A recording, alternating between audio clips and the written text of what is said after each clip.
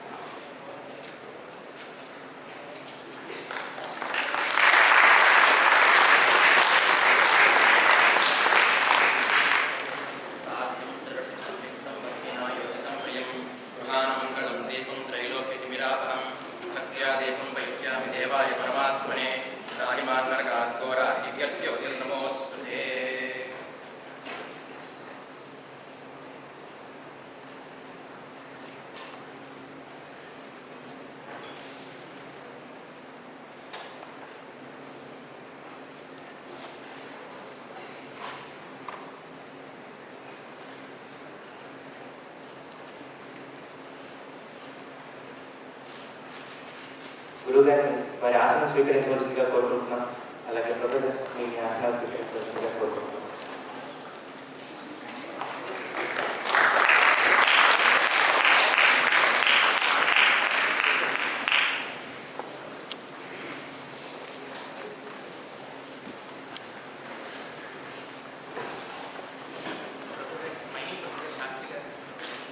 My professor Sastry గారిని గురువుగారి గంటతో వారిని సత్కరించవలసిందిగా కోరుకుంటున్నాం.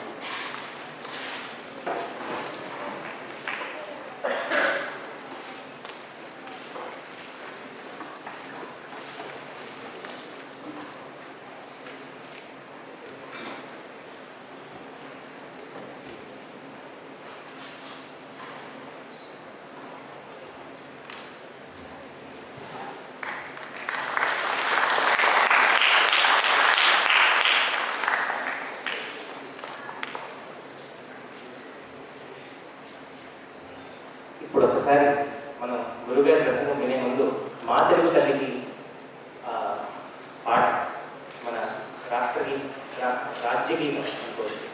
దానికి ఒకసారి అందరూ నిలబడవలసిందిగా కోరుకుంటున్నాం.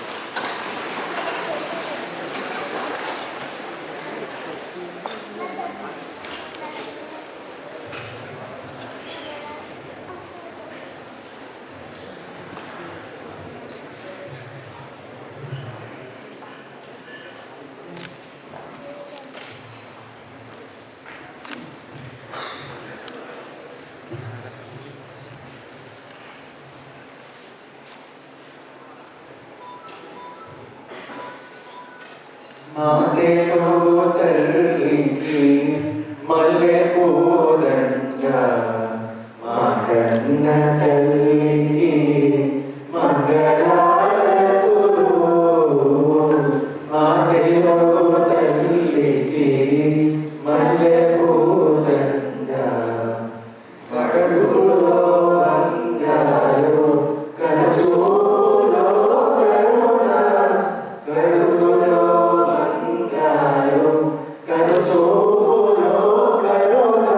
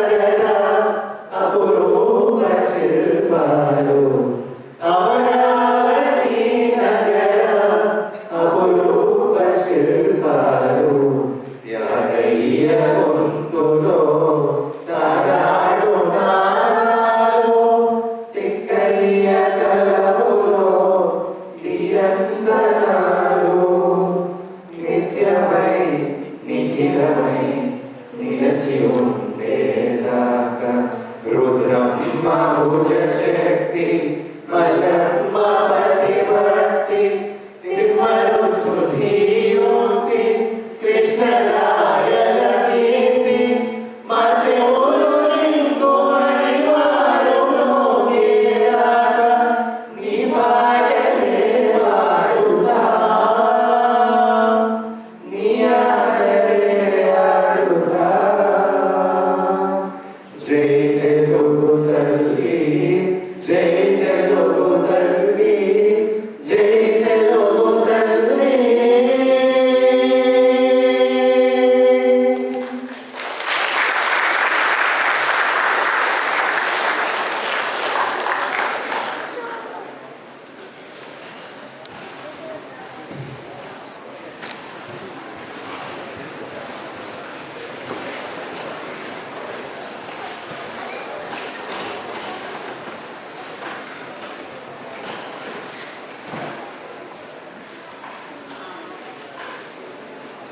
ఇప్పుడు గురువు గారు వారి ప్రసంగాన్ని ప్రారంభిస్తారు. అందరూ మీ ఫోన్స్ని సైలెంట్ మోడ్లో పెట్టుకోవాల్సిందిగా. శ్రద్ధావాన్ లభతే జ్ఞానం అన్నారు కాబట్టి మనందరం కూడా గురువు గారి మాటని చాలా శ్రద్ధతో విందాం. సంయతేంద్రియ అని కూడా అన్నారు కాబట్టి ఇంకెక్కడా కూడా దృష్టి పెట్టుకోకుండా ఇంద్రియ నిగ్రహంతో గురువుగారి మాటల్ని ఆస్వాదిద్దాం, అనుభవిద్దాం. గురుగారు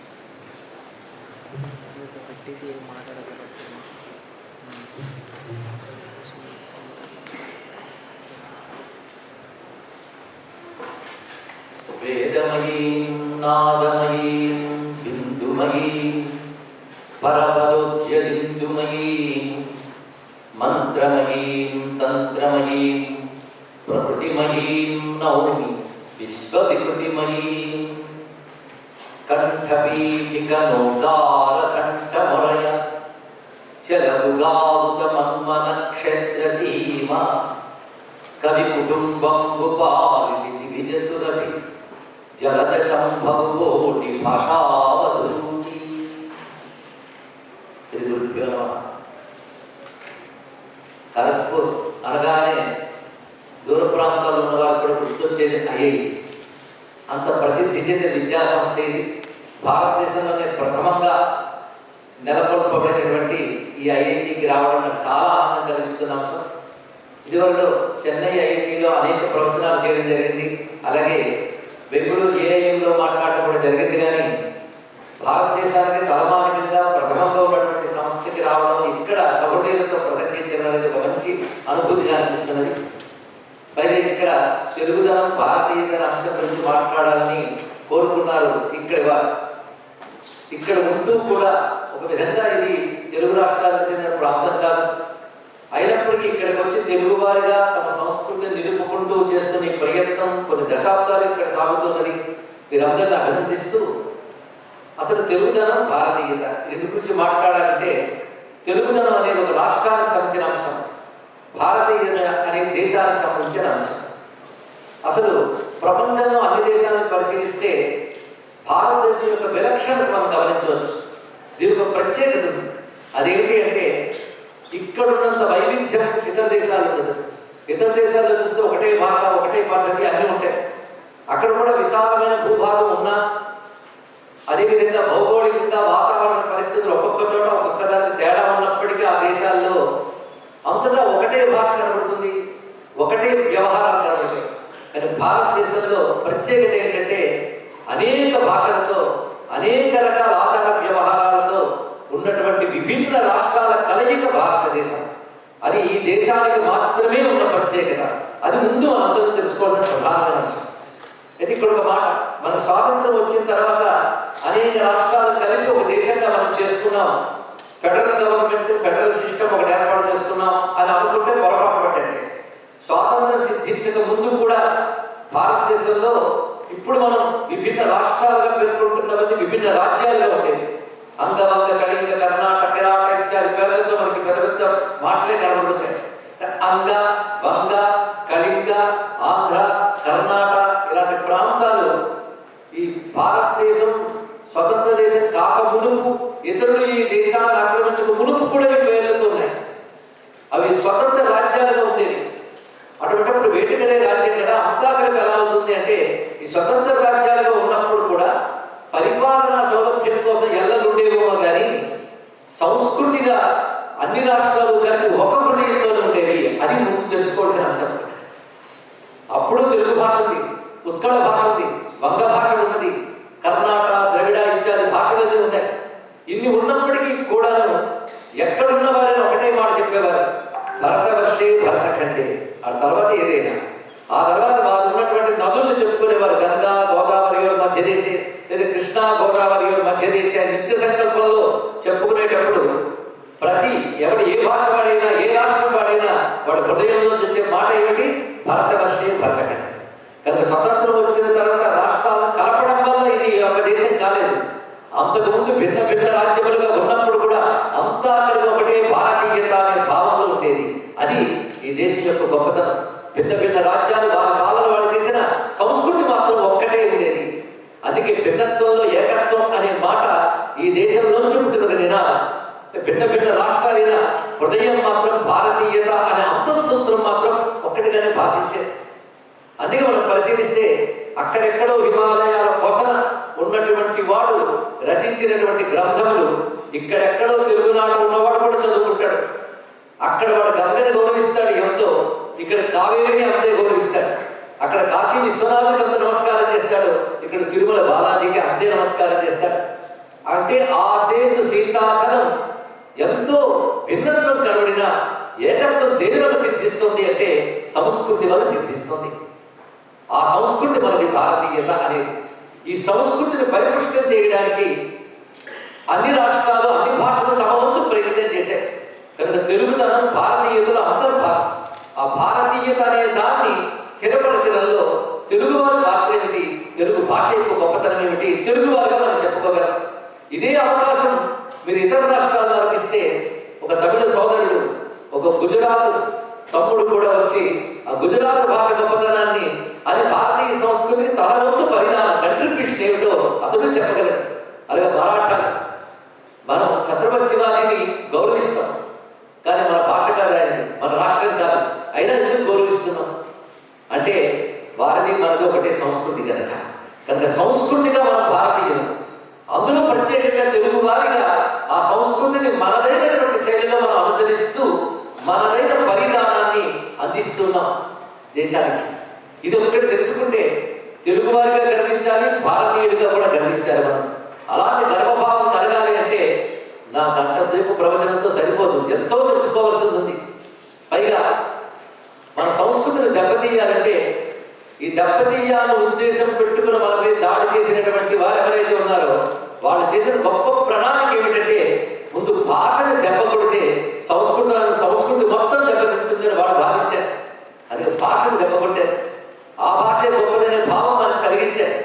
ఆ భాష నేర్చుకోకపోతే బ్రతకలేమనే భావాన్ని కూడా కలిగించారు, సాధించారు కూడా. దానివల్ల క్రమక్రమంగా స్వాతంత్ర పూర్వం కంటే స్వాతంత్ర సిద్ధించిన తర్వాత ఏర్పడిన ప్రమాదం ఏంటంటే మనల్ని మనం విస్మరించాం. ఆత్మవిస్మృతి అంటారు దీన్ని. మనది మనం తెలుసుకోలేకపోతే, మనల్ని మనం మర్చిపోతే అది ఆత్మహత్య సమానమే, అందులో సందేహం లేదు. ఆత్మవిస్మృతి ఆత్మహత్య సదృశం. అలాంటి ఆత్మవిస్మృతి ఏర్పడింది. ఆఖరికి తేట తెలుగులో మాట్లాడినా అర్థం చేసుకోలేని తెలుగు అయ్యాయి. మన దగ్గరటువంటి వాగ్మయం ఎంత పుష్టిగా ఉన్నదో అది తెలుసుకోలేని పరిస్థితిలో మనం ఉన్నాం. ఒక్కసారి తెలుగు గురించి మాట్లాడితే ఏనాటి తెలుగు నన్నయ్య గారు ఆదికవి అంటాం కానీ నన్నయ్యకు పూర్వం కూడా తెలుగు ఉండేది. అనేక రకమైన సాహిత్యములు ఉండేవి. అది ప్రాంగన్నయ్య యుగము అని సాహిత్యంలో విభాగం కూడా చెప్తున్నారు. శాసనాల్లో తెలుగు ఉండేది. ఆ తెలుగులో గొప్ప గొప్ప రాజులు పాలన చేశారు. గొప్ప సంస్కృతి విస్తరించింది. అయితే మనం భాష గురించి మాట్లాడుకుంటే సాహిత్యంలో మాట్లాడుతాం కనుక సాహిత్యపరంగా కొంత చెప్పుకుంటున్నాం కానీ తెలుగు కళలు ఉన్నాయి, తెలుగు సంగీతం ఉన్నది, తెలుగు శిల్పం ఉంది, తెలుగు చిత్రలేఖం ఉన్నది. అంతేకాదు తెలుగు వారి ఆచార వ్యవహారాలు వీటన్నిటికీ కొన్ని ప్రత్యేకతలు ఉన్నాయి. అవి మనం కొత్తగా తెలుసుకునే ప్రయత్నం చేయాలి. తెలుగు అనే దాంట్లో సంప్రదాయ సాహిత్యం ఉంది. ఛందస్సుతో పద్యములు గద్యములు మొదలైనవన్నీ ఉత్పన్నమైన పుష్టికరమైన సాహిత్యం నన్నయ్య గారి నుంచి నారాయణ రెడ్డి గారి దాకా విస్తరించి చాలా మనకు కనబడుతుంది. ఎటువంటి కవులు ఒక్కొక్కరు కూడా అంటే నన్నయ్య, తిక్కన, ఎర్రన, పోతన, శ్రీనాథుడు, పెద్దన, కృష్ణదేవరాయలు ఇత్యాదులందరిలో మనం చెప్పవచ్చు. ఇలా సంప్రదాయ కవిత్వం ఒకవైపు ఉంటూ ఉంటే మరొక వైపు గేయ సాహిత్యం కూడా తెలుగులో చాలా ఉత్పన్నమైంది. అద్భుతమైన జానపదాలు తెలుగులో ఉన్నాయి. ఈ జానపదాలు చాలా విస్తరించి పల్లీయుల శ్రమజీవుల హృదయాల్లోంచి నిసర్గ సౌందర్యంతో అంటే ప్రకృతి సహజమైన సౌందర్యంతో అద్భుతమైన జానపద వాంగ్మయం విస్తరించింది. అలాంటి జానపద వాంగ్మయాన్ని పరిశీలించి ఎంత ప్రాణవంతమైన సజీవమైనటువంటి జానపద వాంగ్మయంలో గొప్ప గొప్ప కవిత్వం వస్తే ఇంకెంత బాగుంటుందని ఆలోచించిన వాడు మొట్టమొదటి వాడు అన్నమాచార్య గారు. ఆయన మనం వెంకటేశ్వర భక్తుడిగా ఎంత తెలుసుకుంటున్నామో తెలుగు భాషకి ప్రాణం పోసిన మహానుభావుడిగా గుర్తించారండి అన్నమాచార్య గారు. ఆయన చేసినటువంటి గొప్ప కృషి ఏమిటంటే ఆ జానపదాన్ని తీసుకుని వేదాంతాది సాహిత్యాల్లో ఉన్నటువంటి అపూర్వమైన భావాలు, భారతీయ తత్వచింతన, భారతీయ ధార్మిక భావాలు, భారతీయ భక్తి భావాలు ఇవన్నీ కలబోసి 32,000 తెలుగు కీర్తనలు రచించిన మహానుభావుడు అన్నమాచార్య గారు. అందుకే ఆయన వాక్యేకాలలో ప్రథముడుగా చెప్తూ పదకవితా పితామహుడు అని చెప్తాం. అందరూ తెలుగు భాషను అందించిన మహానుభావుడు. తెలుగు భాష యొక్క తీయగా ఆయనలో కనబడుతుంది. అందుకో మహానుభావుడు అంటాడు, తెలుగు పాట అన్నమయ్య నోట విశ్వరూపం ధరించి అన్నాడు. అలాంటి వాగ్మయాన్ని శతాబ్దాల క్రితం ఇచ్చాడు. ఆ తర్వాత అనేక మంది వాగ్యేకాలు ఇచ్చారు, గొప్ప గొప్ప గేయాలు మనకు అందించారు. అందులో మనం ఇందాకే జాతీయ గొంతులు, తారాడు నాదాలు ఉన్నాయి. ఒకప్పుడు నేను తిరువయ్యారు వెళ్ళి అది కూడా త్యాగరాజస్వామి ఆరాధన చేసి ఆ తిరువయ్యారు పల్లెటూరు ఒట్టి సమయాల్లో అక్కడ ఎవరు జనముండరు. అలాంటిది ఆ జనవరిలో పుష్యస్పబుడ పంచమి నాడు వచ్చేటువంటి త్యాగరాజ ఆరాధనోత్సవానికి ఎక్కడెక్కడి వారు వచ్చారండి. కృష్ణదేవరాయలు ఆయన అనేక భాషలు తెలుసు. ఆయన మాతృభాష తుళు. ఆయన పాలించింది కర్ణాటకం, కన్నడ. ఆయన ఆస్థానంలో అనేక రకాల భాషలు కవులున్నారు. అద్భుతమైన తెలుగు కవి అల్లసాని పెద్దన గారి అల్లికి చిగిమికి తెలిసిన మహానుభావుడు. ఆ కవి పల్లకిని మోసేడు. అంటే నాదేటువంటి అహంకారం జ్ఞానం ముందు తలవచ్చుతుంది అని చెప్తున్నాడు. ఇక్కడ ఎంత రాజ్యాధికారమైన జ్ఞానం ముందు తలవచ్చుతుంది అని ఆ సాహితీ సమరాంగణ సర్వభౌముడైన కృష్ణదేవరాయలు కవి యొక్క పల్లకిని మోసినటువంటి మహానుభావుడు. ఆయన ఒకప్పుడు కళింగ దేశ దండయాత్ర చేస్తూ క్రమంగా తెలుగునాట కృష్ణానదీ తీరంలో ఉన్నటువంటి వేణుగోపాల స్వామి ఆలయం, ఆంధ్ర మహావిష్ణువాలయం దర్శించారు. వేణుగోపాల స్వామి అంటే కూచిపూడిలో ఉన్నటువంటిది. ఆ సమీపంలోనే శ్రీకాకుళం. అక్కడ ఆంధ్ర మహావిష్ణువు మందిరం ఉంది. ఆయన ఏకాదశి వ్రతం పాటించారు. నేను ఇక్కడ కృష్ణదేవరాయల గురించి చెప్పడంలో కేవలం భాష గురించి మాత్రమే చెప్పడం లేదు, యువతను ఉద్దేశించడం చెప్తున్నాను. ఒక్కసారి అనేక రకమైన కార్యక్రమాలు కానీ పడిపోతే ఒత్తిడి ఫీల్ అవుతాం మనం. స్ట్రెస్ అంటారు. దానితో భయానికి లోనైపోతారు, ఆందోళనకు లోనైపోతారు. కానీ ఒకవైపు శత్రువుల్ని ఎదుర్కొంటూ ఇంకోవైపు అంతఃశత్రువుల నుంచి జాగ్రత్త పడుతూ అంత రాజకార్యాల్లో ఉంటూ కూడా అటు సాహిత్యాన్ని ఆస్వాదిస్తూ సాహిత్యం నేర్చుకుని శాస్త్రాలు నేర్చుకుని ఇన్ని నిభాయించగలిగేటంటే ఒక వ్యక్తి ఏకకాలంలో ఎన్నో చేయగలడు అని రుజువు చేసిన కృష్ణదేవరాయలు మనం ఆదర్శంగా తీసుకోవాలి. అందుకే ఏదో ఒక 2 పనులు పడగానే స్ట్రెస్ అని ఫీల్ అవ్వకుండా ఏకకాలంలో అనేకం చేయగలిగిన సత్తా భగవంతుడు మనకి ఇచ్చాడు. ఆ శక్తిని మనం తెలుసుకోగలగాలి. దాని స్ఫూర్తిగా మనకి మహానుభావులైనటువంటి చక్రవర్తులు మన పూర్వ రాజులు మనకి నిదర్శనంగా నిలబడతారు. ఒక్కొక్క రాజు కేవలం పొలిటికల్ అడ్మినిస్ట్రేషన్లో మాత్రమే గొప్పవారు కాదు, అనేక శాస్త్రాల్లో నైపుణ్యం సంపాదించినటువంటి వారు. అటు రాజనీతి శాస్త్రం వాళ్ళకి తెలుసు, ఇటు శబ్దశాస్త్రం తెలుసు, అటు సంగీత శాస్త్రం కూడా తెలుసు. వాళ్ళందరినీ గౌరవించేవారు. అంటే వాళ్ళ అభిరుచులు కూడా ఎంత గొప్పగా ఉన్నాయో చూడండి. అలాంటి మహానుభావులు ఇంత సమయంలో కూడా తన స్వధర్మాన్ని పాటిస్తూ ప్రతి ఏకాదశి ఉపవాసం ఉండే అలవాటుతో అప్పుడు శ్రీకాకుళం మహావిష్ణువు మందిరంలో ఉపవాసం ఉండి ఆ ద్వాదశ గడియల్లో ధ్యానం చేస్తూ ఉంటే ఆయనకు ఒక ధ్యాన భూమిక కళ వంటిది కలగ, అది బాహ్య జగత్తు కాదు, ఒక సన్నిధి స్థితిలో ఆయనకి నారాయణ దర్శనమైంది అని ఆయనే చెప్పుకున్నాడు.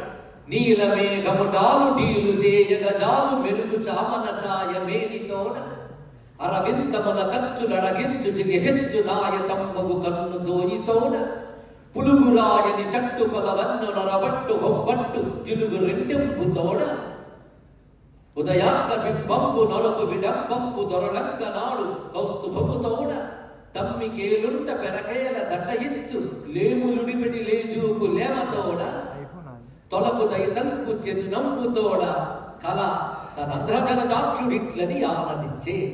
ఈ పద్యం కృష్ణదేవరాయ రచించారు. ఇక్కడ మీరు గమనించవలసింది, ఇందులో ఉన్నవన్నీ తెలుగు పదాలు.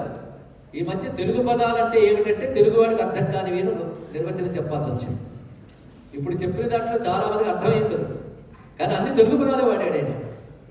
ఎంత అందమైన పదాలు చూడండి. మొదటిది నీలమేఘము అనేది సంస్కృత శబ్దం. ఎందుకంటే తెలుగుకున్న గొప్పతనం ఏంటంటే సంస్కృత భాష తనలో కలుపుకుంది. ఆ మాటకు వస్తే భారతదేశపు అన్ని భాషల్లో కూడా సంస్కృత భాష ప్రభావం ఉండి తీరుతుంది. అందుకే శ్రీనాథ మహాకవి అన్నాడు, జనని సంస్కృతము సకల భాషలకును అని. అన్ని భాషలకి సంస్కృతం మాతృక, ఇందులో సందేహం లేదు. అయితే కొన్ని భాషల వాళ్ళు ఇప్పటికీ ఉన్నారు చాదస్తంతో, వాళ్ళ సంస్కృత ద్వేషం కూడా ఉంటుంది. మా భాష అత్యంత ప్రాచీనమైన దబాయించిన వాళ్ళు కూడా ఉన్నారు. పైగా నార్త్ వేరు, సౌత్ వేరు, ఆర్యులు వేరు, ద్రావిడులు వేరు అనే దురభిప్రాయ సిద్ధాంతం ఇప్పటికీ పట్టుకు వేలాడుతున్న గబ్బిలాయలు చాలా ఉన్నాయి. కానీ పాశ్చాత్య పరిశోధనలు కూడా రీసెర్చ్ చేసి చెప్పారు, ఆర్య ద్రావిడ రెండు విభాగాలు లేవు, భారతదేశం అంతా కలిపి ఒక్కటే. ఇది ఎప్పుడు తెలుసుకోవాల్సింది. అది నేను మీకు రుజువు చేయాలంటే నాకు కొన్ని క్లాసెస్ మీరు ఇవ్వాలి, నేను చెప్తాను. ఆర్య ద్రావిడ సిద్ధాంతం ఎంత తప్పని. అది కేవలం పాశ్చాత్యులు ఈ దేశస్తుల్ని విడగొట్టడానికి చేసిన విభాగం. భిన్న భిన్న భాషలు ఉన్నాయి, అవి అక్కడ వ్యవహార భాషలు, కానీ శాస్త్ర భాషగా ఉన్నది మాత్రం సంస్కృతమే. ఇప్పుడు ఎలాగైతే ఎన్ని లోకల్ లాంగ్వేజెస్ ఉన్నప్పటికీ కూడా మన సైన్సెస్ని ఇంగ్లీష్ టెర్మినాలజీతోనే ఎక్కువ చదువుకుంటున్నాం ఎలాగో, అప్పుడు అలా సంస్కృత పరిభాషలు వాడేవారు. అదే శాస్త్ర భాష సంస్కృతం అంటే లాంగ్వేజ్ ఆఫ్ ద సైన్సెస్, విజ్ఞాన శాస్త్రాల భాషగా ఉండేది. అదే సంస్కృతంలో అనేక శాస్త్రాలు ఉంటాయి. భారతీయులుగా మనం గర్వించేందుకు అంశం అండి. శాస్త్రాలను ఇక్కడ మీరు తెలుసుకోవాలి. సంస్కృతం అనగానే ఒక మత భాష అని, మృత భాష అని, ఆధ్యాత్మిక గ్రంథాల భాష అని అనుకున్నామంటే పొరపాటు. అసలు సైంటిఫిక్ టెంపర్మెంట్ మనకు ఉంటే ప్రతిదీ కూడా పరిశీలించి కన్క్లూజన్కి రావాలి. పరిశీలించకుండానే అభిప్రాయాలు ఏర్పరచుకొని దబాయిస్తుంటే అదే సైంటిఫిక్ టెంపర్మెంట్, అదే రీజనింగ్ అండి. పరిశీలించి మాట్లాడితే సంస్కృతం శాస్త్రీయ భాషను అంగీకరిస్తున్నారు గనకనే అమెరికాలో నాసాలో కొన్ని వేల మంది సంస్కృతాన్ని నేర్చుకుంటున్నారు. కారణం ఇది శాస్త్రానికి ఒదిగిపోయేటువంటి భాష అని తెలుసుకోగలుగుతున్నారు. మొత్తం భారతదేశం అంతా కూడా కాశ్మీరం నుంచి కన్యాకుమారి వరకు సంస్కృత భాషలో మహామహా పండితులు ఉద్భవించి అనేక రకాల శాస్త్రాలు ఇచ్చారు. ఈ శాస్త్రాల్లో కేవలం స్పిరిచువల్ సైన్సెస్ మాత్రమే కాదు, మెటీరియల్ సైన్సెస్ చాలా ఉన్నాయి. అందులో వైమానిక శాస్త్రం భరద్వాజుడి, అది ఉంది అంటూ ఉంటే చాలా మంది విశ్వసించలేదు, కానీ ఈ మధ్య వైమానిక శాస్త్రం పుస్తకంగా వచ్చింది. అదేవిధంగా వార్ఫేర్ గురించి చెప్తూ భోజమహారాజు రచించిన సమరాంగణ సూత్రధార అనే గ్రంథం.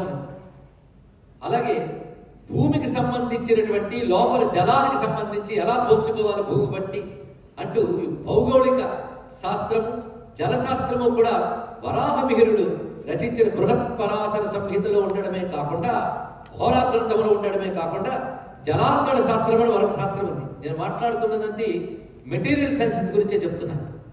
అదేవిధంగా ఇంజనీరింగ్ అండ్ ఆర్కిటెక్చర్, దీని గురించి సంబంధించిన గ్రంథములు కూడా చాలా ఉన్నాయి. వాటిని మన ఆగమ శాస్త్రాలు, శిల్పశాస్త్రాలు అని పిలుస్తాం.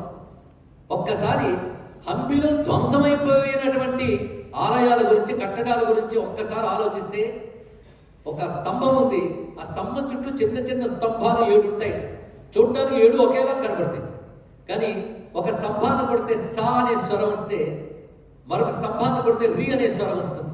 మొత్తానికి ఒకేలా కనబడుతున్న 7 స్తంభాల్లో 7 స్వరాలు ఉన్నాయంటే ఆ టెక్నాలజీ ఏమిటని ఆలోచించాలి. ఆ ఇంజనీరింగ్ స్కిల్కి నమస్కారం చేయాలి. అవునా లేదా చెప్పండి.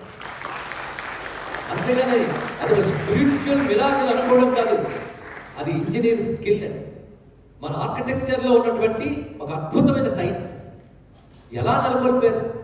దుర్మార్గులు ఇది ఒక సైన్స్ అని, ఒక సివిలైజేషన్ అని చూడకుండా కేవలం మత దృష్టితో చూసి వీటన్నిటిని విధ్వంసాన్ని చేశారు. కట్టడానికి కాలం పడుతుంది, విధ్వంసానికి కొన్ని క్షణాలు చాలినట్లుగా ధ్వంసం చేశారు. కానీ కాశ్మీరంలో మహాద్భుతమైన మార్తాండ మందిరాన్ని ధ్వంసం చేయడానికి ఆ దుష్టులకి కొన్ని 10 సంవత్సరాలు పట్టిందండి. కానీ ఒక నాగరికత కోల్పోయాం, ఒక అద్భుతమైన కట్టడం పోయింది, మనదైన ఇంజనీరింగ్ స్కిల్ పోయింది. అయినప్పటికీ పోగొట్టుకున్నవి చాలా ఉన్నా మిగిలినవేం తక్కువ కావు. అది గర్వించదగ్గ అంశం. వాడు ఎక్కడ ప్రవేశించినా ఆ దేశపు నాగరికతను కోకటి వేళతో నాశనం చేయగలిగాడు. కానీ అంత ప్రయత్నం, అంత దౌర్జన్యము ఈ దేశంలో చేసినప్పటికీ కూడా ఇంకా ఈ సంస్కృతి మిగిలి ఉంది అంటే ఈ సంస్కృతిలో ఉన్న సజీవ లక్షణం ఏంటో తెలుసుకోగలగాలి. దీనికి ఉన్నటువంటి ఆ విజ్ఞాన శక్తి ఏమిటో గ్రహించగలగాలి. ఆ ప్రయత్నం యువత నుంచి ఆశిస్తున్నాం. మేము ఎంతమంది ఎన్ని రకాల విజ్ఞాన శాస్త్రాలను ఇచ్చారో ఒక్కసారి ఆలోచిస్తే ప్రపంచానికి గణిత శాస్త్రాన్ని అందించే ఖ్యాతి కూడా భారతదేశానికి, అందులో వేద విజ్ఞానానికి ఉన్నది అని చెప్పడంలో వెనుకాడనక్కర్లేదు. ఎందుకంటే జేమ్స్ గ్రోవర్ అనేటువంటి బ్రిటిషరు కొన్ని 10 సంవత్సరాల క్రితం ఉస్మానియా యూనివర్సిటీకి వచ్చి ఆయన మ్యాథమెటిక్స్ సంబంధించిన ప్రొఫెసర్. ఆయన అక్కడ విద్యార్థులను ఉద్దేశిస్తూ ముందు వేద గణితం గురించి తెలుసా అని ప్రశ్నించాడు. అందరూ తెల్లమొహాలు వేశారు. అప్పుడు ఆయన తెల్లమొహం మాది కానీ మీది కాదు కదా అన్నాడు. ఆయన అంటే వేద గణితం మీకు తెలియదా అన్నాడు. ఇక్కడ సంస్కృతం తెలియదా అని అడిగాడు. తెలియదండి అన్నాడు. అంటే అల్ప విజ్ఞానాలు పడమటి దేశం నుంచి వచ్చేన భ్రాంతితోనే విద్యా వ్యవస్థ మనకి ఇప్పటికీ సాగుతుంది. కానీ పడమటి దేశాలు కళ్ళు విచ్చుకోకముందే తూర్పు దేశమైన భారతదేశం విజ్ఞాన శాస్త్రం ఇచ్చిందన్న విషయం మనం మర్చిపోయాం. మనకు తెలియదు. తెలియకుండానే మన విద్యా వ్యవస్థ ఏర్పడింది. ఆ జేమ్స్ గ్రోవర్ అప్పుడు వైదిక గణితం మీద ప్రవచనం చేశాడండి.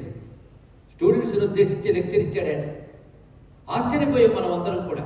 ఆ వైదిక గణితం అనేటువంటిది వేదంలో గణిత శాస్త్రం. ఒక పాశ్చాత్యుడు జామెట్రీ ఇన్ వేదిక యజ్ఞాస్ అని రీసెర్చ్ బుక్ రాశాడు. ఆశ్చర్యపోతాం. అలాగే హాలండ్కి సంబంధించిన ఒక ప్రొఫెసర్ వచ్చి అగ్నిహోత్ర ఇన్ ఇండియా అంటూ అగ్నిహోత్రం యొక్క స్వరూపం చెప్తూ దానివల్ల ఎన్విరాన్మెంట్కి ఎంత బెనిఫిట్ ఉంటుందో ఉదాహరణలతో సహా రుజువు చేశాడు. ఇప్పుడు నేను చెప్తున్నవన్నీ మత విషయాలు అనుకుంటున్నారా? ఈ దేశ సంస్కృతి విషయాలు. బాధాకరమో సంతోషకరమో నాకు తెలియదు. కానీ ఈ దేశంలో పుట్టిన నాగరికతకు సంబంధించిన ప్రతి అంశము ఒక కళ, ఒక విజ్ఞానం, ఒక ఫిలాసఫీ, వీటన్నిటికీ మతం అని ముద్ర వేసి పక్కన పెట్టేశారు. దానితో సెక్యులర్ ఒక భావజాలను తీసుకొచ్చి అవి చదవకుండా చేశారండి. మొత్తానికి చదివితే కదా ఏదైతే నిర్ణయించాలి, చదవనివ్వకుండా చేశారు. దురదృష్టకరమైన అంశం ఏంటంటే మన దేశంలో మన దేశ చరిత్రను తెలియని పరిస్థితిలో ఉన్నాం. ఇది బాధాకరమైన అంశం. నేను మీకు కేవలం ఒక సూచన ఇచ్చానంతే.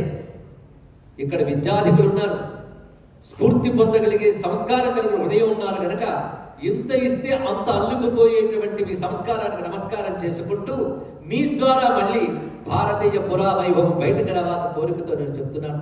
ఇప్పుడు జరుగుతున్నాయి, పరిశోధనలు చేస్తున్నారు, తెలియజేస్తున్నారు. యువతలో చాలా మార్పులు వచ్చాయి. మన చరిత్రకి జరిగిన అన్యాయం మనం ఎంత కోల్పోయాం. మిగిలిన వాటిని కూడా మనం మరచిపోతే ఇంకా కోల్పోతాం. ధ్వంసం చేయగా కోల్పోయిన కొన్ని ఉన్నాయి. మనం నిర్లక్ష్యం చేయడం వల్ల కొన్ని కోల్పోతాం. కనుక ఇప్పుడైనా నిర్లక్ష్యం చేయకుండా పట్టుకోవాలి. అయితే నేను అసలు కథ మర్చిపోలేదు. కృష్ణదేవరాయల దగ్గర ఉన్నానని నాకు తెలుసు. ఆ కృష్ణదేవరాయలు ఎంత అందంగా తెలుగు వర్ణించాడో చూడండి. అది సంస్కృత భాష, తెలుగు భాష కలిపితే దాని ఆంధ్రం అంటారు. అలా కాకుండా అచ్చ తెలుగును మనకు పేరు వినుంటారు. అచ్చ తెలుగు అంటే ఇందులో సంస్కృతం నుంచి పుట్టిన తెలుగు పదాలు ఉంటాయి. స్వతసిద్ధంగా తెలుగులో ఉన్న పదాలు కలిపి అచ్చ తెలుగు అంటారు. దీని అచ్చ తెలుగు కావ్యాలు అనేసారు మహానుభావులు. అచ్చ తెలుగు దాని పేరు. ఇంకో తెలుగు ఉందండి, జాను తెలుగు. నేను వాటికి వీటికి డిఫరెన్సెస్ చెప్పాలంటే నాకు మరొక క్లాస్ కావాలి. కానీ ఉందని చెప్పడం వరకే ఈ పాఠాన్ని వినియోగించుకుంటున్నాను ఈ సమయాన్ని. జాను తెలుగు ఇది పాల్కురికి సోమనాథుడు అనే తెలుగు కవి తన భాషలో చూపించాడు. ఆ తెలుగులో ఉన్న మాధుర్యం మన తెలుగే కూర్చే కూర్పులో ఉంటుంది. ఇంకొక మహా గొప్ప విప్లవం తెలుగు భాషలో కనబడుతుంది. కానీ ఇప్పటికీ తెలుగు సాహిత్యంలో ఒక గుర్తించలేదు. గత శతాబ్దంలో జరిగిన ఒక అద్భుతం ఏంటంటే తెలుగులో ఒక మహానుభావుడు ఉద్భవించాడు. ది జీనియస్ ఆయన, సామాన్యుడు కాదు. అలాంటి వాడు ఏ భాషలో పుట్టినా ఈ పాటికి రవీంద్రనాథ్ ఠాగూర్ అంత ఖ్యాతి పొందేవాడు, సందేహం లేదు. కానీ రవీంద్రనాథ్ ఠాగూర్ శాంతినికేతన్కి వచ్చి ఆయన ముందు తన విద్యను ప్రదర్శిస్తే రవీంద్రనాథ్ ఠాగూర్ ఆయన దండం పెట్టాడు. అంతేకాదు అంతకుముందు స్వామి వివేకానందకి సంస్కృతంలో పాడిన అష్టాధ్యాయి నేర్పిన తెలుగువాడు ఆయన. ఆయన పేరేంటో తెలుసా? ఆదిభట్ల నారాయణ దాసు గారు. తెలుగు వారు గర్వించిన కదా. ఆయన పేరు చెప్తే చాలా మందికి హరికథ గుర్తొస్తుంది. కానీ ఆ మహానుభావుడు తెలుగులో శాస్త్రాలను తయారు చేశాడు. ఒక భాష గొప్పతనం ఎప్పుడు తెలుస్తుందంటే ఒక శాస్త్రాన్నంతటినీ ఆ భాషలో చెప్పగలిగితే ఆ భాష గొప్పతనం తెలుస్తుంది. ఆయన ఏం చేశాడంటే నాటు తెలుగు అని పదాన్ని ప్రయోగించాడు. ఇప్పటికి ఎన్ని తెలుగులయ్యే? ఆంధ్ర, రెండవది అచ్చ తెలుగు, మూడవది జాను తెలుగు, నాలుగవది నాటు తెలుగు. నాటు అని పదం వేశాడు. సాధారణంగా మనం నాటు అంటే మోటు అనే దాన్ని పర్యాయ పదంగా వాడతాం, కానీ తప్పని. నాడు నుంచి నాటు వచ్చింది. నాడు అంటే దేశీయ అని అర్థం. దేశీయం అనే సంస్కృత శబ్దం, నాడు తెలుగు శబ్దం. అదే తెలుగు నాడు తెలుగు శబ్దం. అదే నాటు తెలుగు అని పదం వేశాడు. అచ్చ తెలుగు అంటే సంస్కృతం నుంచి వచ్చింది. అచ్చ స్వచ్ఛ అనే సంస్కృత పదం నుంచి అచ్చ అనే తెలుగు పదం వచ్చింది. అదే అచ్చ తెలుగు కూడా అచ్చ తెలుగు కాదు, అది నాటు తెలుగు తీసుకొచ్చాడు ఆయన. ఆయన చేసిన గొప్ప పని ఏమిటంటే ఋగ్వేదంలో కొన్ని మంత్రాలని నాటు తెలుగులో రాశాడు ఆయన, మృక్కుబడి అనే పేరుతో.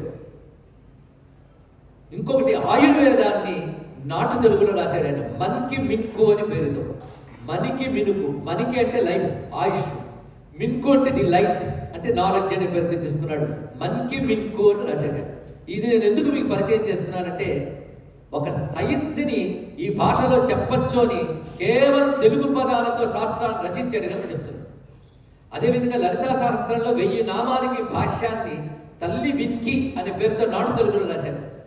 విష్ణు సహస్రనామాలకి తెలుగులో వెన్నుని 1000 పేర్ల వినకరి అని రాశాడు. ఇలాగా అద్భుతమైన పదకోశం కూడా తయారు చేసేది. కానీ బాధాకరమైన అంశం ఏంటంటే తెలుగు విద్యా సంస్థలు కూడా దాన్ని గుర్తించుకోలేకపోతున్నాయి, కాపాడుకోలేకపోతున్నాయి. మునిపే చెప్పినట్లు భారతదేశానికి, అందులో తెలుగు రాష్ట్రానికి తగిలిన పెద్ద శాపం ఏమిటంటే తమ గొప్పతనాన్ని తామే తెలుసుకోలేకపోవడం. దీని గురించి ఒక పెద్ద ఆయన చమత్కారం చేశాడు. ఒక దరిద్రుడు వాళ్ళ ఇంట్లో ఉన్న ఒక బిందె మీద కూర్చొని అడుక్కుంటున్నట్ట. బిచ్చమయ్యేంద్ర బాబు అని వాడు కూర్చుంది, వాడికి తెలియదు కానీ లంకె బిందె, దాని లోపల గోల్డ్ బంగారు నిధులు ఉన్నాయి. వాడికి తెలియక దాని మీద కూర్చొని అడుక్కుంటున్నాడు. తన కింద కూర్చున్న పాత్రలోనే ఇంత బంగారం ఉందని తెలియకపోవడం వల్ల అడుక్కుని దశకు దిగాడు కనుక మనదైన గొప్పతనం మనం తెలుసుకోలేకపోవడం వల్ల ఈ దీన స్థితి వచ్చింది అని చెప్పాడు. ఇది తెలుసుకోవాల్సింది. కనుకనే నేను ఇప్పటికీ చెప్తుంటాను అనేక చోట్ల, మనకి స్వాతంత్రం వచ్చిందనేది భ్రాంతి మాత్రమే. కేవలం ఒక పొలిటికల్ ఫ్రీడమ్ కాదు. మన సంస్కృతి మనల్ని బాధించినప్పుడే మనం నిజమైనటువంటి స్వేచ్ఛా జీవులం, స్వతంత్ర జీవులం అవుతాం. అవునా లేదా చెప్పండి. ఎందుకంటే నిన్న మొన్న పుట్టిన సంస్కృతి కాదు ఇది, యుగ యుగాల నాటి సంస్కృతి. అందులో ఇప్పుడు తెలుగు గురించి మాట్లాడుతున్నాం కనుక ఎన్నాళ్ళ నుంచి ఈ తెలుగు భాష వేల సంవత్సరాల నుంచి అద్భుతమైన నాగరికతని, ఎన్నో శాస్త్రాల్ని, కావ్యాలని పుట్టించిన తెలుగు భాష, ఎన్నో కళలు పుట్టాయి. అందుకే ఆ సంస్కృతం తెలుగు కలుపుతూ తెలుగు చూపిస్తున్నాడు ఇక్కడ మహానుభావుడు కృష్ణదేవరాయలు. నీలమే గమటాలు డీలు సేయగజాలు మెరుగు చామన ఛాయ మేనితోడ. నీలమేఘం యొక్క శోభని ఓడించగలిగేటటువంటి మెరుగు చామన ఛాయ, నిగనగలాడుతున్నటువంటి చామన ఛాయ శరీరంతో కనబడ్డట నారాయణుడు. మెరుగు చామన ఛాయ మేనితోడ అరవిందముల ఖర్చులడగించు జిగెచ్చు నాయకంపగు కన్ను దోయితోడ. పద్మాల రేకుల కంటే అందమైన కళ్ళు కలవాడు. నేను ప్రతిపదార్థ తాత్పర్యాలు చెప్తే నాకు ఇచ్చిన సమయం అంతా దానికి అయిపోతుంది, అందుకే భావం చెప్తున్నా. అరవిందముల ఖర్చులడగించు జిగెచ్చు నాయకంపగు కన్ను దోయితోడ పులుగు రాయని చట్టు బలమన్య నొరబెట్టు హొబ్బట్టు జిలుగు రెండెంపుతోడ. ఇందులో ఒక్క సంస్కృత పదం లేదండి, అన్ని తెలుగు పదాలు. పులుగు, ఇప్పుడు తెలుగు వాళ్ళకి పురుగులు తెలుసు కానీ పురుగులు తెలుసలేదు. పురుగు కాదు, పులుగు. ఈ పదం వాడిన వాళ్ళల్లో దేవునిపల్లి కృష్ణశాస్త్రి గారు సినిమాలో వాడారండి. ప్రతి పులుగు ఎగిరే దైవం, ప్రతి మనిషి నడిచే దైవం, అడుగడుగున గుడి ఉంది, అందరిలో గుడి ఉంది. ఈ పాట అందరూ వినుంటారు. ప్రతి పులుగు ఎగిరే దైవం. సినిమా పాటలో పెడితే భాష పరిచయం అవుతుంది రాశాడండి. ఎక్కడ పెట్టా మాకు ఒకటే ఏది అర్థం కాదని సిద్ధులమాట ఉన్నాం. ప్రతి పులుగు ఎగిరే దైవం అంటే ప్రతి పక్షి ఎగిరే దైవం అన్నాడు. పులుగు అంటే అర్థం ఏంటి? పక్షి.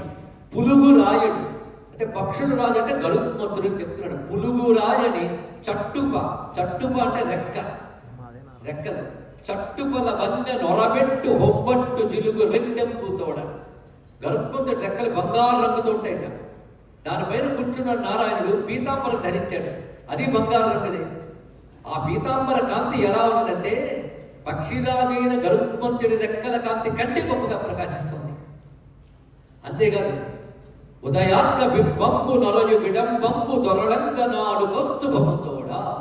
సూర్యబింబల్లా వక్షస్థలంలో కౌస్తుభరత్నం ప్రకాశిస్తూ ఉంటే తమ్మికేలుంట ఒక చేతితో పద్మం పట్టుకుని, పైన శంఖచక్రాలు ఉన్నాయి, మరొక చేతితో పద్మం పట్టుకుని పెరకేల దండయించు లేము లుడిపెడి లేజూపు లేమతోడ. ముందు ఇది తెలుగు సంస్కృతం అక్కడ పెట్టి వినడానికి తీయగా ఉందా లేదో చెప్పండి. ఆ భాషకు లక్షణం ఉందండి. లేములు ఉడిపెడి లేజూపు లేమ, ఇదంతా తిరిగి. లేమి అంటే చాలా మందికి తెలుసు కదా, దరిద్రం. లేములు ఉడిపెడి అంటే దరిద్రాలను పోగొట్టేటటువంటి, లేచూపు లేమ లేక చూపు గల తల్లి అంటే తన లేక చూపుతోనే దరిద్రాలను పోగొట్టే అమ్మవారు. ఎవరావిడ? ఎంతమంది ఉంటుంటే చెప్పకపోతే ఎలాంటి దరిద్రాలు పోగొట్టే అమ్మవారు ఎవరండి? లక్ష్మీదేవి. ఒక చేతితో పద్మం పట్టుకున్నాడు, ఇంకో చేతితో ఆవిడ చేయి పట్టుకున్నాడు. అలా కూర్చుని తొలకు దయ తెలుపు చిరునవ్వు తోడ నవ్వుతున్నట్టు నారాయణుడు.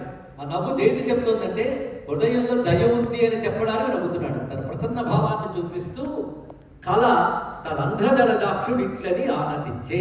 కళలో కనబడి చెప్తున్నట్టు నారాయణుడు. ఏం చెప్తున్నాడు విందాం. ఎవరితో చెప్తున్నాడు? కృష్ణదేవరాయలు అబద్ధం రాయుడుగా, అబద్ధం రాయవలసిన అవసరం లేదుగా. ఈ కళ ఆయన కల్పించాడా? ఈ కళ చెప్పకపోయినా కావ్యం రాయొచ్చు. జరిగిన అనుభవం ఆయన రాసుకున్నాడు అంతే. అప్పుడు విష్ణువు ఏం చెప్తున్నాడు వినాలి. విష్ణువు ఏం చెప్పాడంటే, నాయన చాలా సంతోషం, నువ్వు ఒక రచన చెయ్యన్నాడు. అది ఎందుకు కోరుకున్నాడు? రాయగలివాడినే కోరుకున్నాడు ఆయన. రచన చెయ్యి. అది ఏది సబ్జెక్ట్ మ్యాటర్ కూడా ఆయన ఇచ్చాడు విష్ణువు. తమిళనాడులో నారాయణ భక్తురాలు కాముంది, చూడి కుడుతు నాచ్చేయాలంటారు వాడు. అంటే తాను పువ్వులు ముడుచుకుని బాగున్నదో లేదో చూసుకుని అవి తీసి విష్ణువుకి ఇచ్చింది రా. ఆమెను మనం గోదాదేవి అంటాం, ఆండాళ్ళమ్మ. ఆవిడ కథ నువ్వు రాయన్నాడు. దేంట్లో రాయాలి? తెలుగులో రాయని చెప్పాడు. ఎవరు బాగుందండి? ఆయనేమో కన్నడ రాజు, రాయమన్నదేమో తమిళావిడ కథ, భాష ఏమో తెలుగులో రాయమన్నాడు. ఎంత బాగుందో చమత్కారం. తెలుగులో ఎందుకు రాయమంటున్నారంటే సమాధానం విష్ణువు చెప్పేట. విష్ణువు ఏం చెప్పాడో చెప్తున్నారు కృష్ణదేవరాయలు. తెలుగు అదేల ఎన్న దేశంపు తెలుగు, ఏను తెలుగు వల్ల బుడ్డ, తెలుగో కండ. అర్థమైంది కదా? విరిచి చదివితే పద్యం కూడా చక్కగా అర్థమవుతుంది. తెలుగు అదేల ఎన్న, తెలుగులో ఎందుకు చెప్పమన్నానంటే దేశంపు తెలుగు, నువ్వున్న చోటు తెలుగు, నేను ఈ తెలుగు రాష్ట్రంలో ఉన్నాను, తెలుగు ప్రాంతంలో. అప్పుడు ఇంకా లింగ్విస్టిక్ బేసిస్ మీద దేశం ముక్కలు కాలేదు. అన్ని ప్రాంతాల్లోనూ ఒక ప్రాంతంలో భాష ఉండేది, ఇతరులు కూడా ఆ ప్రాంతాల్లో బ్రతికేవారు. లేకపోతే ఎక్కడో తమిళనాడులో తిరువయ్యారి దగ్గర కూర్చుని తెలుగులో కీర్తనలు రచించి ఖ్యాతి పొందిన త్యాగయ్యను మనం నమస్కారం చేసుకోవట్లేదు. తమిళనాడులో ఉన్నటువంటి ఆయన, అప్పుడు తమిళనాడు లేదండి, తమిళ భాషా ప్రాంతం, ఎంత చక్కని తెలుగిచ్చాడండి. త్యాగయ్య కీర్తనలు తెలుగు చూస్తే ఆశ్చర్యపోతాం. ఆ ఎత్తుగడలే చాలా బాగుంటాయి. ఎంత నేర్చినా, ఎంత చూసినా, ఎంత వారలైన కాంతదాసులే. ఎంతకంటే తెలుగు ఎవడేమికంటూ ఎందరో మహానుభావులు, అందరికీ వందనములు. ఏమి తెలుగండి, ఏమి తెలుగు? అది ఎక్కడి నుంచి రాశాడు? తమిళ నుంచి రాశాడు ఆయన. కనుకనే భాషా ప్రకారంగా రాష్ట్రాల విభాగం కాకముందు అన్ని భాషలు కలిసి బ్రతుకుతున్నా ఏ భాషకి ఆ భాషే వృద్ధి చెందింది ఈ దేశంలో. ఇది గర్వించదగ్గ మరొక అంశం. మొత్తానికి ఏమని చెప్పాడు? తెలుగు అదేల ఎన్న దేశంలో తెలుగు, ఏను తెలుగు వల్ల బొండ, తెలుగో కండ. కండ అంటే కండ చక్కెర, తీయనిది అని. తెలుగో కండ ఎల్ల నృపులు కొలువ ఎరుగవే భాషాడి దేశ భాషలను తెలుగు లెస్స. ఇది మాట. ఇందులో చివరి వాక్యం అందరికీ తెలుసు, కానీ అన్నది ఎవరు? ఎవరండి? విష్ణు అన్నాడు. విష్ణువుకు కూడా ఇష్టమైంది తెలుగు అనమాట. తెలుగులో రాయమని చెప్పాడు. నువ్వు తమిళనాడు కదా రాయి, నువ్వు కన్నడ రాజు తెలుగులో రాయన్నాడు. అయితే ఆయన చెప్పినంత మాత్రం తెలుగులో రాసేయకుండా ఒక కన్నడ రాజుని పెట్టుకుని తెలుగులో రాసేయంటే తెలుగు భాష బాగా వచ్చు కనుక ఆయన రాయమన్నాడు. ఇది తెలుసుకోవాల్సింది. ఆయన పండించాడు అనుకోండి, ఆముక్తమాల్యదాన్ని మహాకావ్యాన్ని రచించాడు. అంతేకాదు దేవుళ్ళకి తెలుగు అంటే చాలా ఇష్టమండి. ఒకప్పుడు తిక్కన గారు, చాలా మందికి తెలుసు కదండి, తిక్కన కనీసం పేర్లేదో తెలుసు. మహాభారతాన్ని తెలుగులో రచించిన వాళ్ళు ముగ్గురు, నన్నయ్య, తిక్కన, ఎర్రన. అందులో ఎక్కువ పాడు తిక్కన గారు రచించారు. 15 పర్వములు ఒంటి చేతితో రాసే మహానుభావుడు. తెలుగు పలుకుబడులంటే ఏమిటో తన భాషలో చూపించారు మహానుభావుడు. అలాంటి ఆయన మొత్తం భారతం రచించి అది ఇంకా బయటకు తీసుకురాకుండా ఆలోచిస్తున్న సమయంలో నాన్నగారు కల్లో కనబడి, హరిహరులకు నీ కవిత్వం చాలా నచ్చింది, వాళ్ళకి అంకితం కావాలనుకుంటున్నారు అని అడగగానే హరిహరులు కనబడ్డారు తిక్కన గారికి. కనబడి నీ భారతం మాకు అంకితం ఇవ్వు అని అడిగారు వాడు. అంటే శివకేశవులు కూడా తెలుగు కావ్యం కావాలని అడిగారంటే తెలుగు భాష గొప్పతని అంతా తెలుసుకుంటారు. ఎలాగో ఇక్కడ దాకా వచ్చారు కనుక తిక్కన గారి పక్షం ఒకటి అనుకుంటే, శ్రీయన గౌరీనా వరకు చల్వకు చిత్తము పల్లవింప భద్రాయుధ ముందయ్యి హరిహరంపకు రూపము దాల్చి విష్ణు రూపాయ నమశివాయ పల్కెడి భక్త జనంబు వైదిక ధ్యాయతకిచ్చమెచ్చు పరతత్వము గొల్తున అభీష్ట సిద్ధికి అని ప్రారంభించి శ్రీ విష్ణు రూపాయ నమశివాయ అని హరిహర అభేద తత్వాన్ని తాను దర్శించి అనుభవించి అందించాడు భారతంలో. ఇంకొక కవి ఉన్నాడండి తెలుగులో, వీళ్ళ పేర్లు కూడా తెలుగుతనంతో ఉంటాయి. ఏమిటో తిక్కన, ఈరోజు తెలుగు వాడు అలా పెట్టుకోడు. ఎర్రన, నన్నయ్య పేర్లలో తెలుగుతనం తెలుగు. ఇంకొక ఆయన ఉండేవాడు తిమ్మన, ఆయన తిమ్మ కవి అని పిలుస్తాడు. ఆయనకి కలలో శివుడు కనబడ్డాడు. ఆయనే రాసుకున్నాడు. కనబడి అంటాడు, నువ్వు నాకు తెలుగులో, పైగా సంస్కృతం లేని తెలుగులో పుస్తకం రాసిపోన్నట్ట. అది కండిషన్. అచ్చ తెలుగులో నువ్వు కావ్యం రచించి నాకు ఇవ్వాలి అని అడిగాడు. శివుడు అడిగాడు. ఆయనే రాసుకున్నాడు ఈ విషయాన్ని. సబ్జెక్టుకు మ్యాటర్ కూడా శివుడే చెప్పాడు. ఏమనంటే, నాకు కృష్ణుడు అంటే చాలా ఇష్టం, కృష్ణుడు నీలాదేవిని పెళ్లి ఆడిన కథ నువ్వు తెలుగులో కావ్యంగా రాసివ్వు అని అడిగాడు. సరేనని చెప్పి తిమ్మకవి తెలుగులో నీల పెండ్లి అని అత్యద్భుతమైన అచ్చ తెలుగు ప్రబంధం రాసేదండి. అచ్చ తెలుగు. అందులో ఏదో సంప్రదాయానికి కాను మొదట శ్రీ అనే సంస్కృతం పెట్టాడు, అంతేగాని మిగిలినంతా తెలుగే. ఎలా రాశాడు కొంచెం చెప్తాను. శ్రీలకు తాన కప్పగుచు చెన్నలరారుడి వెండి కొండపై మేలిక డాని 40 మీరడి జాబిలి రాల మేడలో వేలుకు రేడు 40 వేడుక కొల్వగా మంచు కొండ రాజులుని కూడి వేడుకన చొక్కెడి లే నెలతాల్పు వచ్చేదని రచించాడు. ఇందులో అర్థం పక్కన పెట్టి ఆ ఛందస్సులో తెలుగు భాష అలా ప్రవహిస్తుంటే ముత్యాలు జలజలా జాలువాడుతున్నట్టు అనిపించలేదా చెప్పండి. అంత అందంగా ఉంది పద్యం అంతా కూడా. మేలిక డాని 40 మీరడి జాబిలి రాల మేడలో. జాబిలి రాల మేడ అంటే చంద్రకాంత శిలలతో చేసిన భవనం. అందరూ కూర్చున్నట్టు శివుడు భారతీదేవితో. మంచుకొండ రాజులిని కూడి అన్నాడు. మంచుకొండ రాజు కూతురుతో ఉన్నవాడు అంటే హిమవత్పర్వత రాజపుత్రుడితో పార్వతితో ఉన్న శివుడు. ఆ శివుడిని నమస్కారం చేస్తూ ఆయనకు అంకితంగా ఈ గంధం రాస్తున్నానంటూ ఇంకో మాట అంటాడు. మత్త గిల్లు సత్తు గిత్త తత్తడి నెక్కి మిత్తి మొత్తి సత్తి నత్తి బత్తి బత్తి రిడిన బుత్తి ముత్తులు రెండును ఒత్తి గుత్తగట్టు చుండు రేడు అన్నాడు.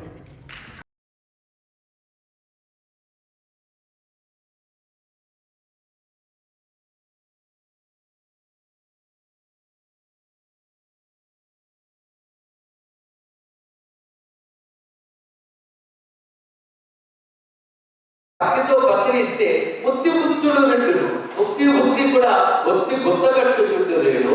ఎంత చక్కగా చెప్పాడు. అలాగా దీన్ని బట్టి దేవతలకు కూడా నచ్చుతుంది తెలుగు భాష. చెప్పడానికి ఏం కావాలి? ఇంకా తెలుగు శిల్పం, తెలుగు చిత్రం, తెలుగు సంగీతం ఇలా మాట్లాడుతుంటే చాలా చాలా మనం చూపించవచ్చు.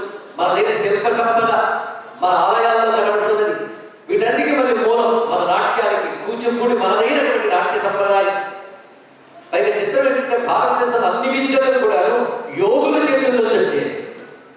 కేవలం ఒక నాలెడ్జ్ మేధావులు మాత్రమే కాదు, యోగులు తపస్సు. ఒక సంగీతాన్ని చూసి ఒక త్యాగరాజు అన్నమయ్య అంటే వాడు ఎంత భాషావేత్తలో, ఎంత అద్భుతమైన కవులు, అంతకుమించి ఒక ఉపాసకులు, భక్తులు, యోగులు. ఒక పోతన గారు అటువంటి వాడు. అదేంటో భారతదేశంలో ఆసేది శిల్పాకరం, శిల్పమైన చిత్రమైన సుందరమైన సంగీతమైన సాహిత్యమైన ఆధ్యాత్మికతతో ముడిపడి ఉంటుంది. అంటే భారతదేశంలో ఆధ్యాత్మికత వేరు, భౌతికత వేరు కాదు, అంతా కలిపి ఒక్కటి. విజ్ఞానాన్ని అలా బౌత్సంగా చూడగలగాలి, సమగ్రంగా చూడగలగాలి, ముక్కలుగా చూడకూడదు. భౌతిక శాస్త్రం వేరు, రసాయన శాస్త్రం వేరు. నువ్వు చదువుకోవడానికి సౌలభ్యం చేసుకో, కానీ ఒకే విజ్ఞానం 1000 ముఖాలతో ఉందని తెలుసుకోవాలి. 1000 ముఖాలు ఒకే విజ్ఞానాన్ని. అది భౌతిక విజ్ఞానం కానీ, తత్వశాస్త్రం కానీ, ఇంకో రకమైన అట్రాక్ట్ సైన్సెస్ కానీ, ఇవన్నీ ఒకదానితో అనుబంధం కలిగి ఉన్నాయి. అందుకే భారతదేశంలో ఇతర దేశాల్లో నాగరికత కళ్ళు తెరవకముందే అంతరిక్ష విజ్ఞానం గురించి మాట్లాడింది వేదం. ఇప్పుడు మనం మాట్లాడుతున్న నక్షత్రాలు, గ్రహాలు, వీటన్నిటి ఉనికి గురించి, వాటి లక్షణాల గురించి వేదమంత్రాల్లో ఉన్నది. అదేవిధంగా ది మోస్ట్ అడ్వాన్స్డ్ మెడిసిన్ అని ఇప్పుడు గౌరవింపబడుతున్నటువంటి ఆయుర్వేదం భారతీయ సంస్కృతి యొక్క పరిణామం. అది మర్చిపో. ఒక చరకుడు, ఒక సుశ్రుతుడు, వీరి గురించి మనం చూస్తే ఆశ్చర్యపోతాం. ఒక ఆయన భారతదేశంలో మెడిసిన్లో అగ్రశ్రేణికి చెందిన ఒక ప్రొఫెసర్, విదేశాల్లో కూడా చదువుకుని వచ్చి అంతకు మించిన హృద్రోగులు లేవు అని పేరుపోతున్న కానీ ఇటీవల ఒక అనుభవం చెప్పాడు. ఆశ్చర్యపోయింది. ఆయన రష్యా వెళ్ళే ఒక మెడికల్ సెమినార్ వెళ్ళినప్పుడు అక్కడ ఉన్నటువంటి మెడికల్ బుక్స్ తిరగవేస్తూ ఉంటే అక్కడ సిలబస్లోని ఆశ్చర్యం, మొట్టమొదటి పాఠాల్లో చరకుడు, సుశ్రుతులు వీటి గురించి రాస్తుంది రష్యన్ మెడిసిన్ బుక్స్.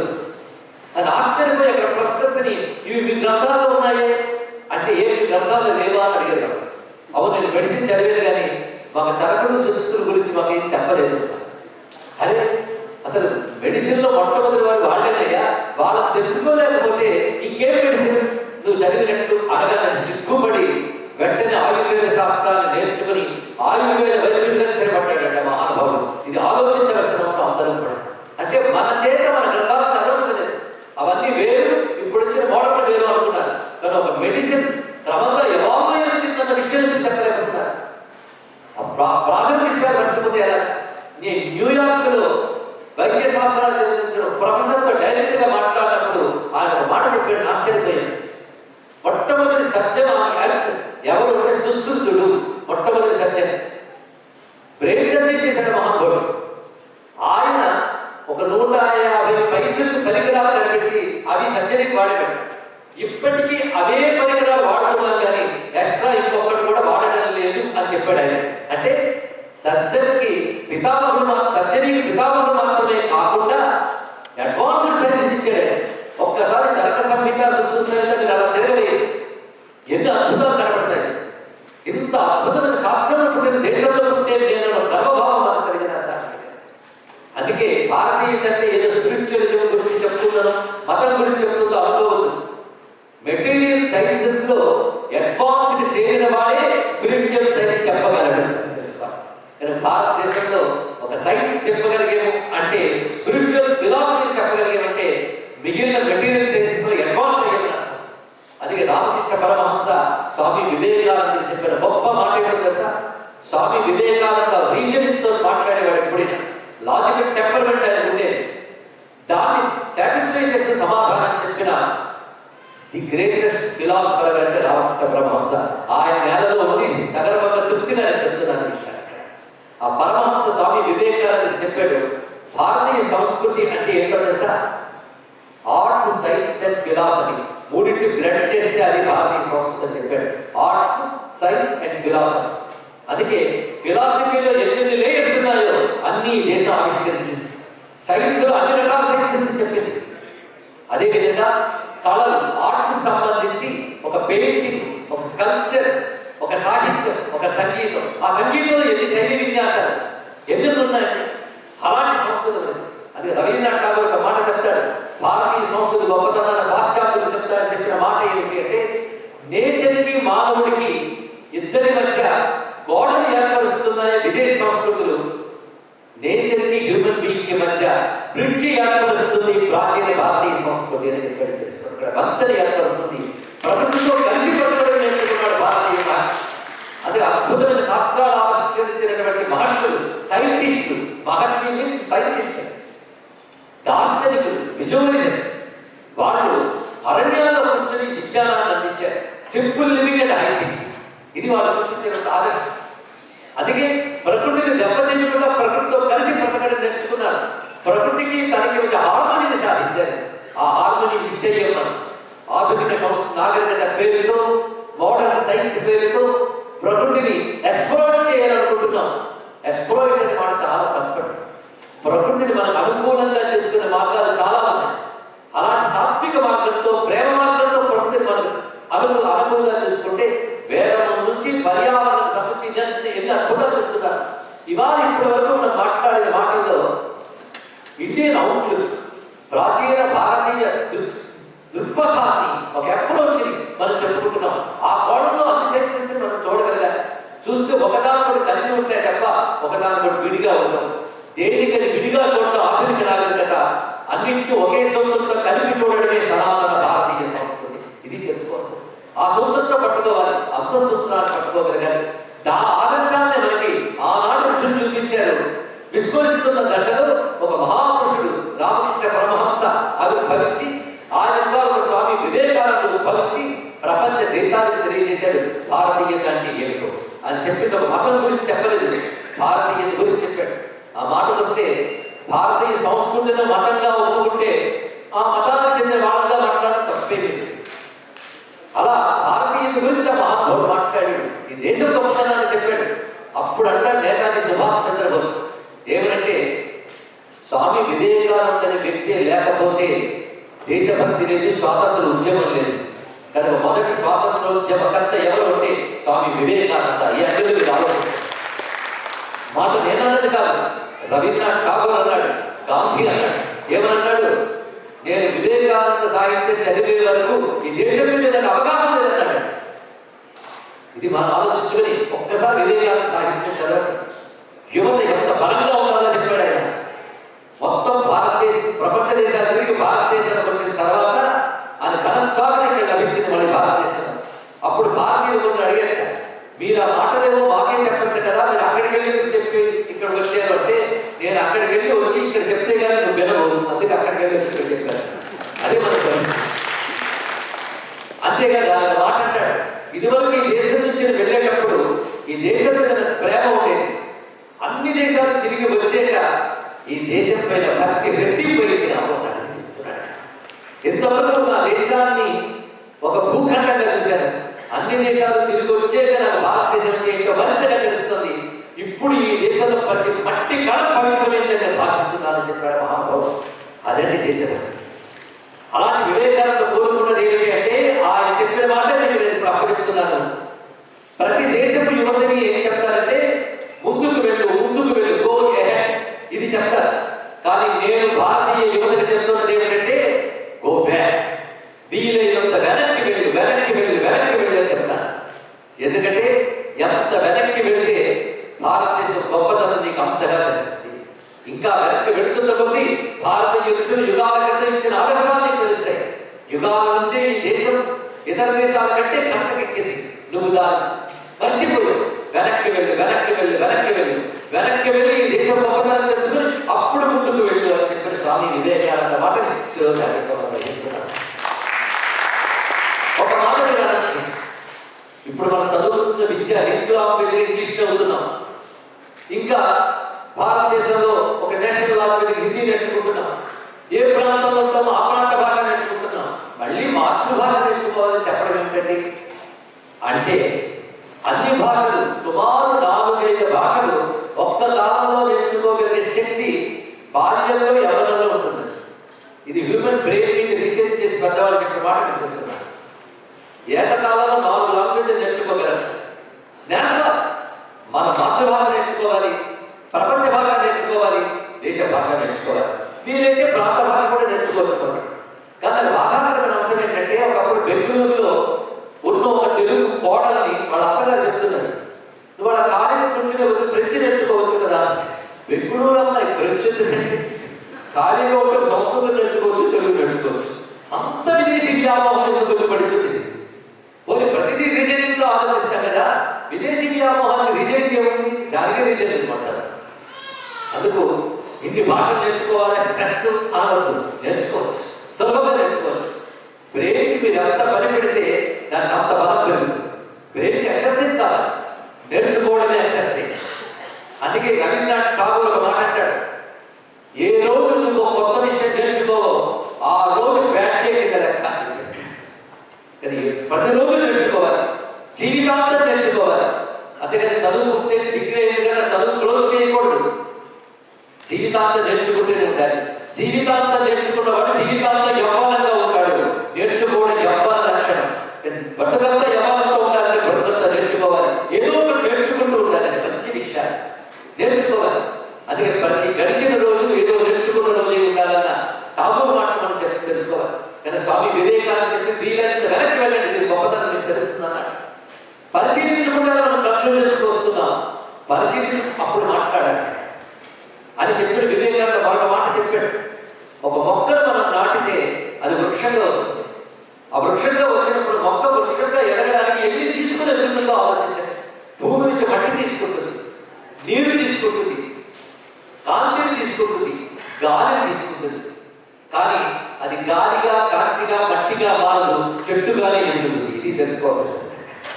అలాగే ప్రపంచంలో అంత శాస్త్రం, అన్ని జ్ఞానాలు నేర్చుకో, కానీ నువ్వుగా ఎదుగు, నీ దైన మూలాలను మర్చిపోతూ అని చెప్పిన స్వామి వివేకానంద మాట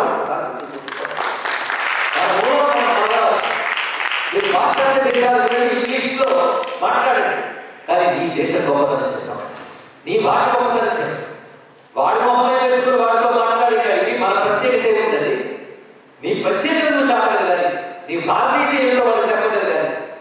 ఏమి మీ భగవద్గీత చాలా గొప్పదంటారు, దాని గురించి మాటలు చెప్పవా అంటే నీళ్లు నమ్మిన స్థితిలో భారతీయులు ఉండకూడదు.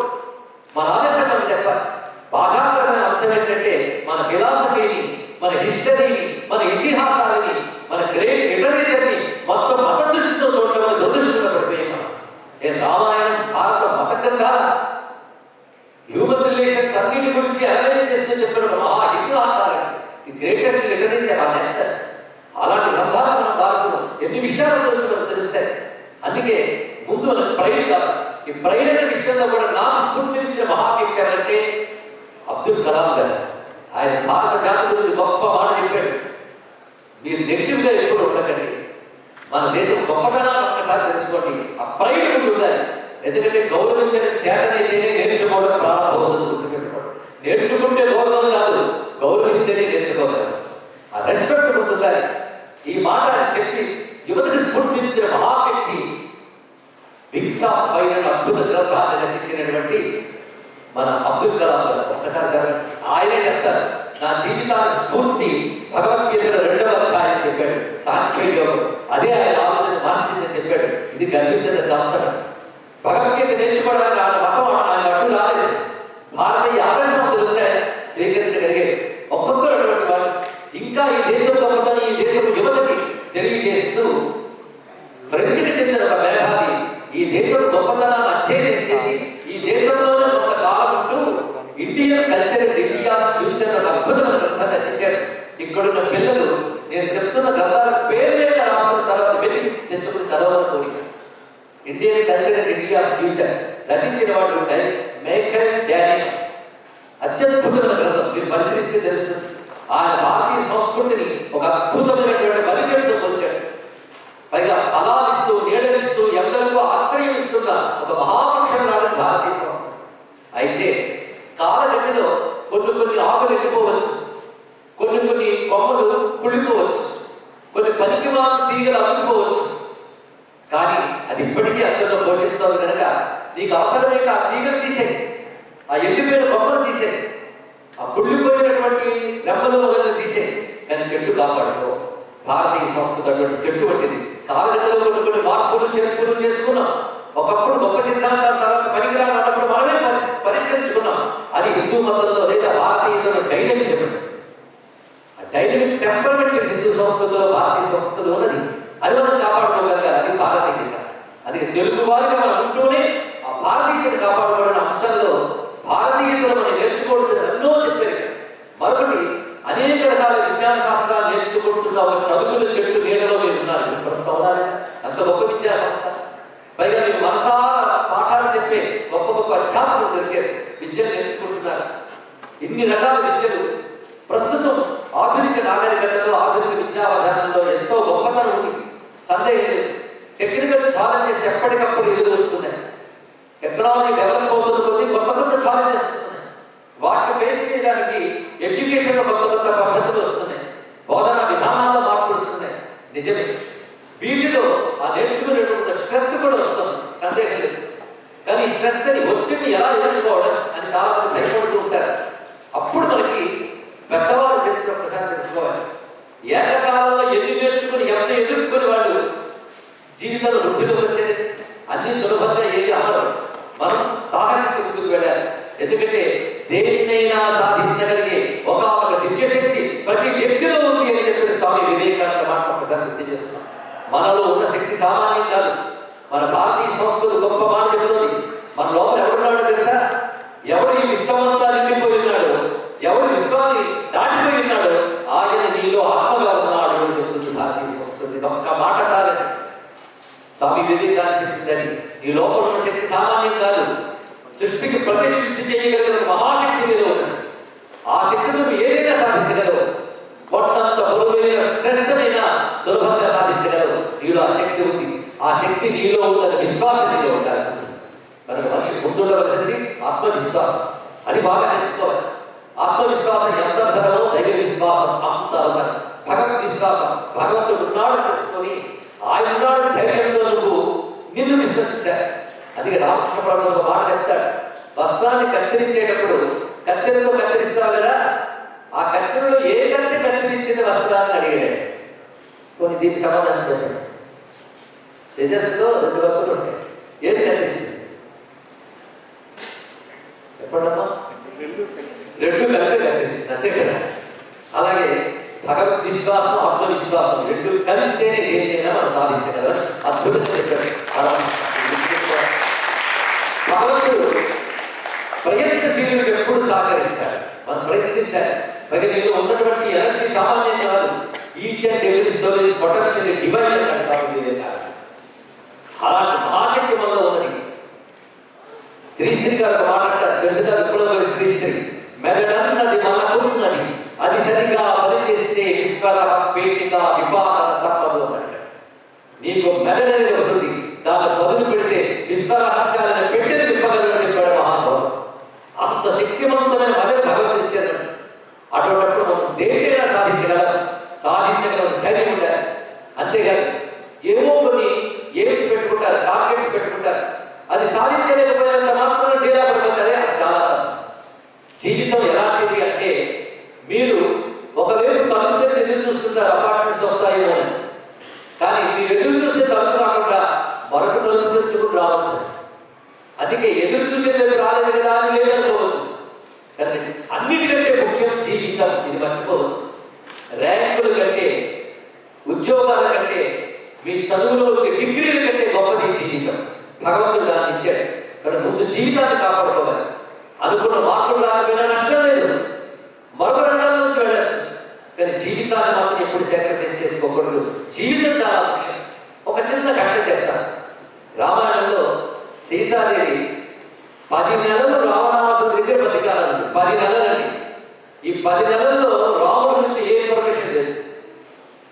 ఇటు చుట్టూ రాక్షసులే, తన వాళ్ళు ఒక్కరు లేదు.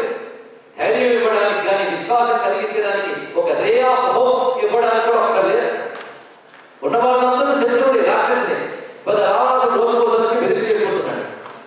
నిజంగా ఆ సిచ్యువేషన్లో ఉంటే ఎంత డిప్రెషన్కి వెళ్ళిపోతారు, ఎంత ఫ్రస్ట్రేషన్ గురవుతారు. అంతకంటే స్ట్రెస్ ఏముంటుందండి. అంత బాగా 10 నెలలు ఉన్నది. అప్పుడు రావణాసుడు 10 నెలలు దాటిన తర్వాత 2 నెలలు మాత్రమే నీకు గడువు పెడుతున్నాను, ఈ లోపల ఒప్పుకున్నావా నా రాణిగా మానేదే సరే సరే, లేకపోతే ప్రాణాలు తీస్తానని వెళ్ళిపోయాడు. చెట్టు మీద ఉన్న హనుమంతుడు వింటున్నాడు ఈ మాట అంతా. ఆ సమయంలో హనుమంతుడు వచ్చేక్కడికి. కానీ హనుమంతుడు ఎంత పరాక్రమ సంపన్నుడు అంటే ఒక్క ఉదురుడు రావణాసుడు తల పగలగొట్టాడు. కానీ అది సమయం కాదు, సందర్భం కాదు కనుక నిగ్రహించి కూర్చున్నాడు. కానీ ఇక్కడ మరొక మాట వచ్చింది, నిగ్రహం, సెల్ఫ్ కంట్రోల్. ఇది చాలా అవసరం. సెల్ఫ్ కంట్రోల్తోనే ఎప్పుడు ఎక్కడ ఎలా ప్రవర్తించాలి అనేటువంటి ఔచిత్యం తెలుస్తుంది. నిగ్రహించుకున్నాడు ఆంజనేయుడు. తర్వాత రావణాసుడు వెళ్ళిపోయిన తర్వాత రాక్షస స్త్రీలు అనరాని మాటలని సీతమ్మను చాలా బాగా పెట్టారు. అప్పుడు అమ్మవారికి కొంచెం హోప్ తగ్గింది. 10 నెలలుగా జరిగిన వంటలు ఇప్పుడు జరుగుతుందా? చుట్టూ రాక్షస స్త్రీలు, వాడు రాక్షసుడు. 2 నెలల్లో రాముడు వచ్చి ఆశ కనిపించట్లేదు. కనుక నేను ఈ సందర్భంలో బ్రతుకుండడం కంటే మరణించడం మంచిది అనుకున్నాను. అయితే మరణానికి అవకాశం లేదు. ముందు జాగ్రత్తగా కత్తులు కట్టాలని అందుబాటులో పెట్టలేదు. ఆవిడ ఏం చేసిందంటే తన జడనే తాను ఉరిగా పోసుకుందామని ప్రయత్నించింది. ఇది సందర్భం. అప్పుడు హనుమంతుడు పైనుంచి మాట్లాడి తర్వాత అమ్మవారి ముందుకు వచ్చి ఓదార్చి ఉన్న విషయం చెప్తే అప్పుడు అమ్మవారు తేరుకున్నారు. అప్పుడు ఆవిడ మాట్లాడుతుందండి. ఇది ప్రతిభాగా గమనించాల్సిన హనుమ, నేను ఉరిపోసుకోబోతున్న సమయంలో నువ్వు రామకథ వినిపించావు. అప్పుడు నేను ఆశ్చర్యంగా చూశాను. కొంచెం ఆలస్యమైంటే నువ్వు ఇక్కడికి రావడం కానీ నాతో మాట్లాడడం కానీ ఇంకొక నిమిషం ఆలస్యమైనా నువ్వు మరణించేదాన్ని కదా.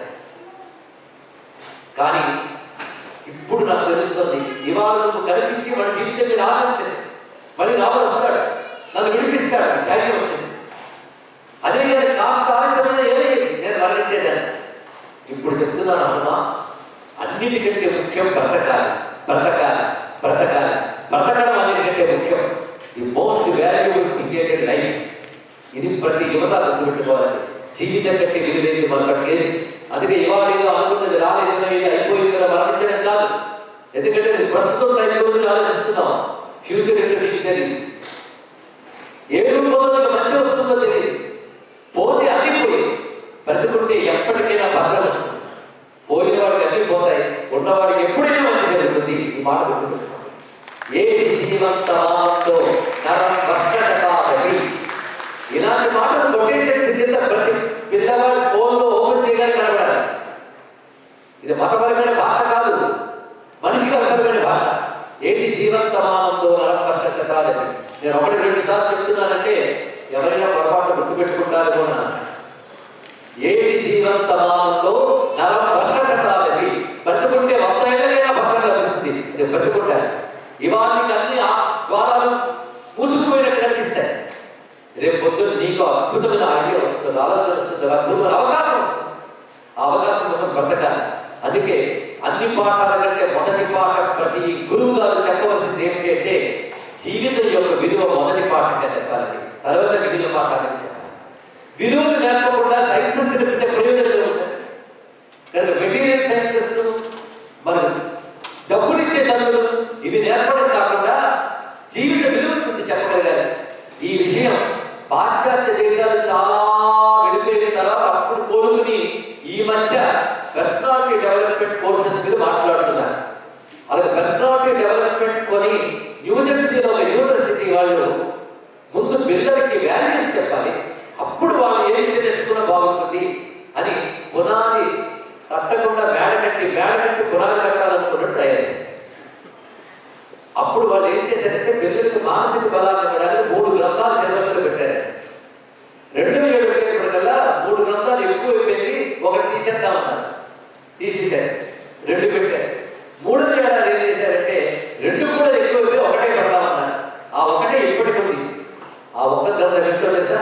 3గా ఉన్నప్పుడు అది ఉంది, 2గా ఉన్నప్పుడు అది ఉంది, 1గా ఉన్నప్పుడు అదే ఉంది. దాని పేరు భగవద్గీత. ఇది తెలుసు.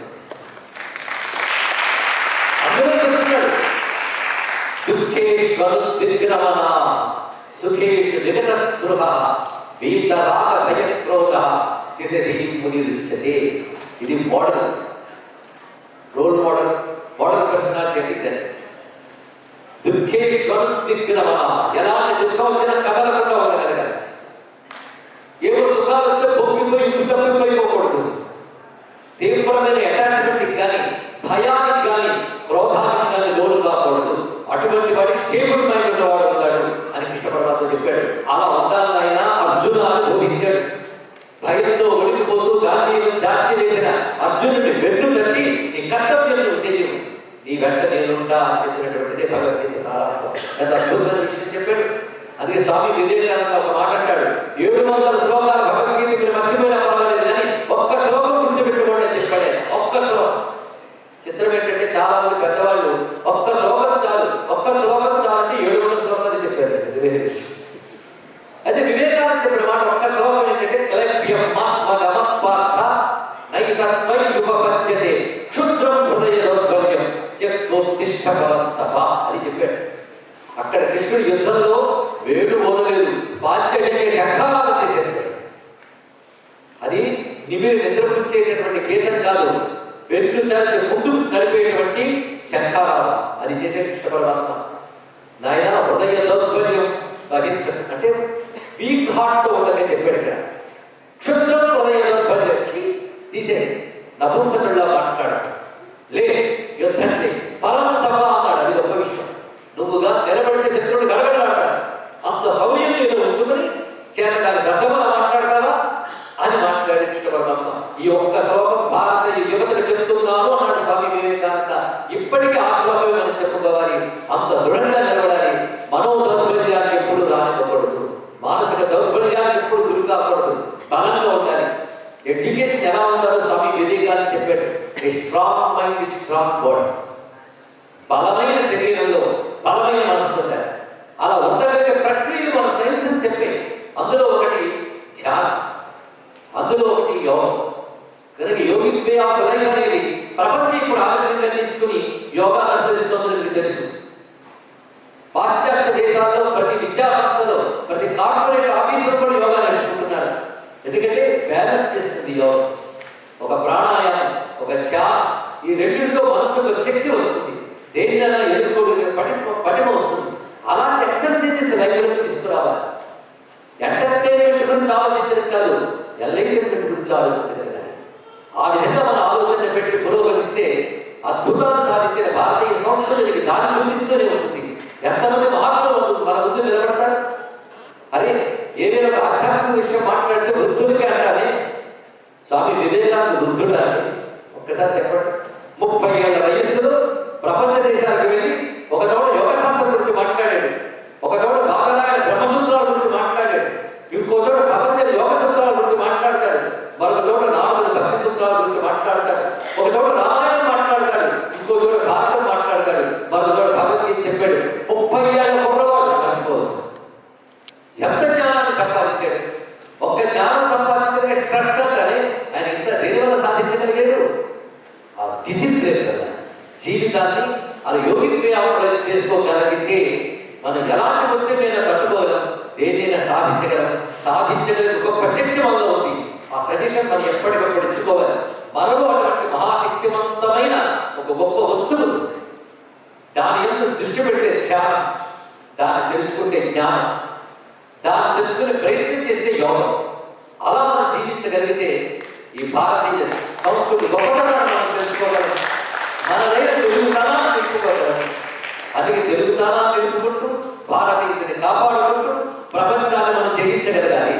అలాంటి జయించగలిగే శక్తి కలిగిన యువత భారతదేశంలో ఉన్నారు, భారతదేశంలో ఉంటారు. అలాంటి యువతను తయారు చేయగలిగే శక్తి భారతీయ నాగరికతలో, భారతీయ సంస్కృతిలో ఉందని సవినయంగా పెద్దలకు తెలియజేస్తూ పిల్లలకు విజయవంతంగా స్ఫూర్తిని అందిస్తూ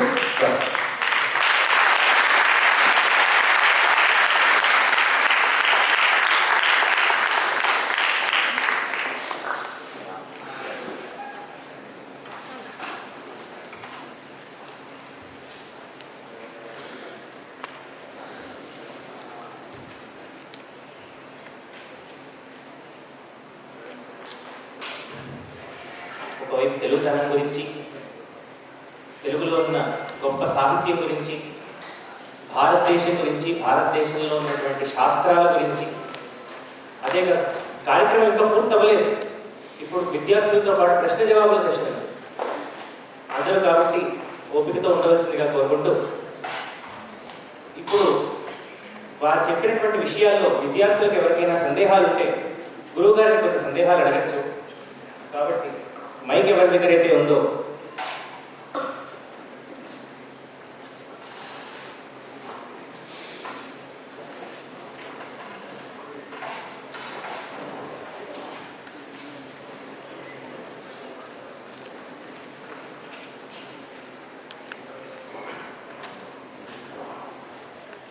చాలా స్ఫూర్తి కలిగించేటువంటి ప్రసంగం చేశారు గురువుగారు. ఆ ప్రసంగానికి సంబంధించి మీ ఎవరైనా గురువుగారిని ఏదైనా అడగాలనుకుంటే చేతులు ఎత్తండి ఒకసారి. ఎవరు అడుగుదాం అనుకుంటున్నారు అక్కడికి మైక్ వస్తుంది.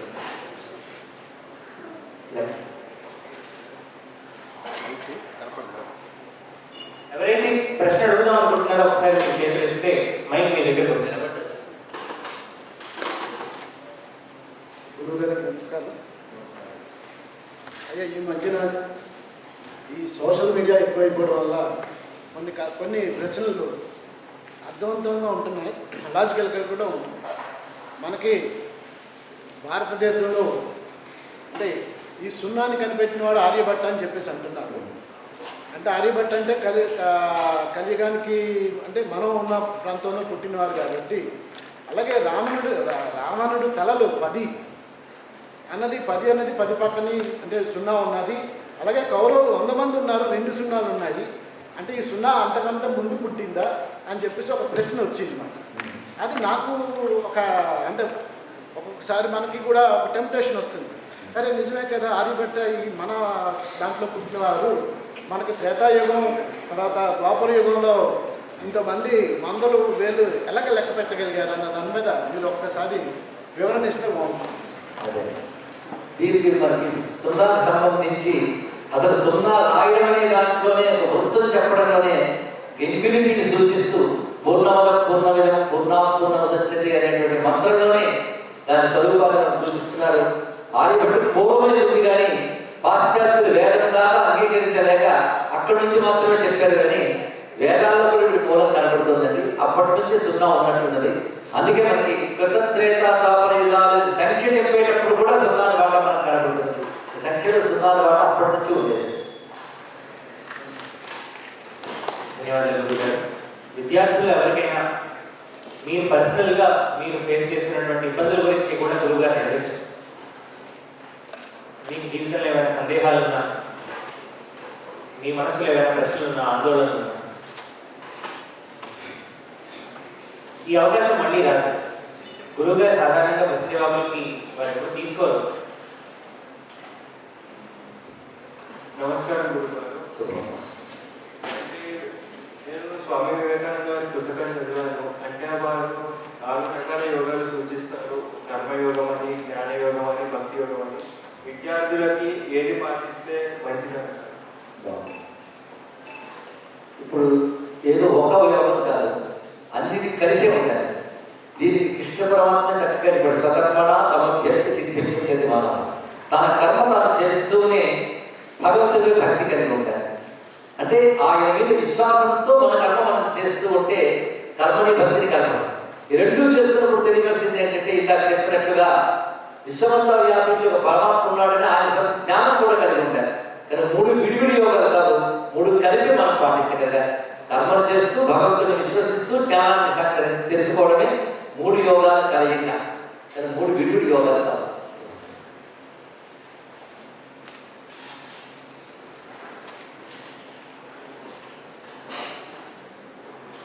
గురుగారు నమస్కారం. గురుగారు, ఇప్పుడు ఎప్పుడైనా పూజ చేసినప్పుడు కానీ మంచిగా ధ్యానం చేసినప్పుడు కానీ కొద్దిసేపటికి మనస్సు చాలా ప్రశాంతంగా నా యొక్క శ్రద్ధ అంతా చాలా ఎక్కువగా ఉంటుంది. కానీ ఎప్పుడైతే మా రూమ్ నుంచి కానీ బయటకు వచ్చి నలుగురితో ఉన్నప్పుడు ఆ శ్రద్ధ ఆ యొక్క కాన్సన్ట్రేషన్ ఉండడానికి చాలా తగ్గిపోతుంది. ఆ యొక్క కాన్సన్ట్రేషన్ కాస్త ఎక్కువసేపు అలాగా మనసు ఎప్పుడు స్థిరంగా ఉండడానికి కాస్త ఏమైనా చెప్తారు? చాలా బాగుంది.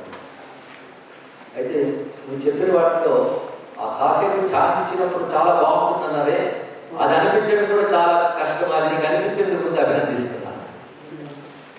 అక్కడ వచ్చేటువంటి శక్తి మనల్ని మళ్ళీ బయట ప్రపంచంలో కూడా కాపాడు తీరుతుంది, ఇందులో సందేహం లేదు. కానీ ఆ సాధన ఎక్కువ కాలం చెయ్యగా నువ్వు అన్నట్టుగా ఎక్కువసేపు అది నిలిచే అవకాశం ఉంటుంది.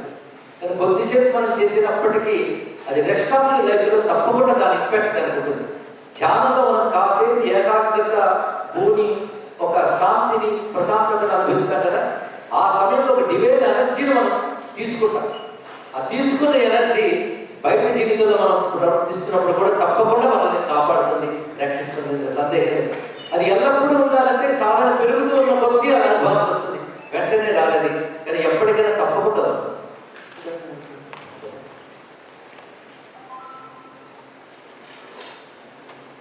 ప్రొఫెసర్ వేణి మాధవ్ సార్ గారికి ఒక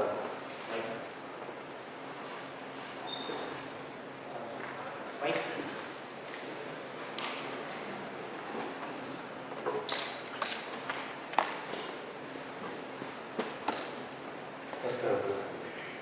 నమస్కారం. ఇదేంటంటే స్టూడెంట్స్లో చాలా వెరీ వెరీ ఇంపార్టెంట్ వీళ్ళకి కావాల్సింది ఈ రోజుల్లో స్వేచ్ఛ అంటే ఏంటి, సనాతన కాలంగా స్వేచ్ఛ అనేది ఎలా ఉపయోగించారు, ఇప్పుడున్న పరిస్థితుల్లో స్వేచ్ఛ అనే పదానికి అర్థం మారి చాలా విధంగా వెళ్ళిపోతుంది. దీని గురించి కొద్దిగా వాళ్ళకి ఎన్లైటిన్ చేస్తే. స్వేచ్ఛ అంటే విచ్చలవిడితనం మనకు అర్థంలో ఇప్పుడు పోతుంది. ఏది తోస్తే ఆ తోచుకు బతికేయాలనేటువంటి ఒక సిస్టమ్ ఇప్పుడు ఏర్పడింది. దాంతో మనం అంతా స్వేచ్ఛ అని అంటున్నాం. ఎలా తోస్తారో బతికేయడం. కానీ స్వేచ్ఛ కూడా లిమిటేషన్స్ ఉన్నాయి. మనం స్వేచ్ఛగా ముందు వెనుక ఆలోచించకుండా ప్రవర్తిస్తే దాని కాన్సిక్వెన్సెస్ భయంకరమైన ఎదుర్కొంటారు. కానీ స్వేచ్ఛకు కూడా ఒక హద్దు ఉంటుంది. ఆ హద్దు నిర్ణయించేదాన్ని ధర్మం అంటారు. ఇక్కడ ధర్మం అనే కట్టుబాటులో స్వేచ్ఛ ఉండాలి. అంటే జీవితంలో నువ్వు ఏది ఎంచుకున్నా నీ స్వేచ్ఛగా ఎంచుకో, కానీ కర్మబద్ధమైన దాన్ని ఎంచుకో చెప్తున్నాను. అదే మనం పురుషార్థములు విభాగం చేసినప్పుడు ధర్మ అర్థకామ మోక్షాలు అన్నారు. అర్థకామ సంపాదన కోసం ప్రతివాడు స్వేచ్ఛగా ప్రవర్తించాలనుకుంటాడు. కానీ దానికంటే ముందు రెగ్యులేషన్ తెలియాలి. ఫ్యాన్ గాలి కూడా తన ఇష్టానుసారం తిరిగితే ఒప్పుకోమే రెగ్యులేటర్ పెడతాం. అదేవిధంగా మన స్వేచ్ఛ కూడా రెగ్యులేటర్ ఉండాలి. ఆ రెగ్యులేటర్ ధర్మం. ధర్మం అనే పరిధిలోనే మనం ప్రవర్తించినప్పుడు ఆ స్వేచ్ఛ నియంత్రింపబడుతుంది. కనుక ఒక కంట్రోల్డ్ స్వేచ్ఛ అవసరం. ధర్మబద్ధమైన స్వేచ్ఛ ఉండాలి తప్ప ధర్మ విరుద్ధమైన స్వేచ్ఛ ప్రమాదకరం. అందుకే స్వేచ్ఛకి హద్దు నిర్ణయించే ధర్మం. ధర్మం హద్దులో ప్రవర్తించినప్పుడే ఏదైనా స్వేచ్ఛ యొక్క ఫలితాన్ని మనం అందుకోగలం. జస్ట్ ఎక్స్టెన్షన్ పిల్లలకి ధర్మం అంటే ఏంటి ఒక పదానికి అర్థం ఒకసారి అర్థం. ధర్మం అంటే ఒక కట్టుబాటు. ఒక ట్రైన్ వెళ్ళేటప్పుడు 2 పట్టాల నుంచే వెళ్తుందో పక్కన తెలియదు. ఎంత వేగంగా వెళ్ళచ్చు కానీ దాన్ని పట్టుకుని వెళ్ళాలి. అలాగే ఒక పరంపర ధర్మం అనిపించుకుంటుంది. ఆ పరంపర మన పెద్దలు శాస్త్రములు ఏర్పరిచినది ధర్మం. అలా ఏర్పరిచిన ధర్మంలో సత్యం వద, ధర్మంచర ఇత్యాది మాటలు మనకి సత్యం పలకాలి, అహింసని పాటించాలి. అదేవిధంగా అర్థకామాలు తీర్చుకోవడంలో పరస్త్రీ పరద్రవ్యాభిలాష ఉండకూడదు. ఇలాంటి వాటి ధర్మం అంటారు. ఈ ధర్మానికి లోబడి ప్రవర్తించడం ధర్మబద్ధ జీవితం.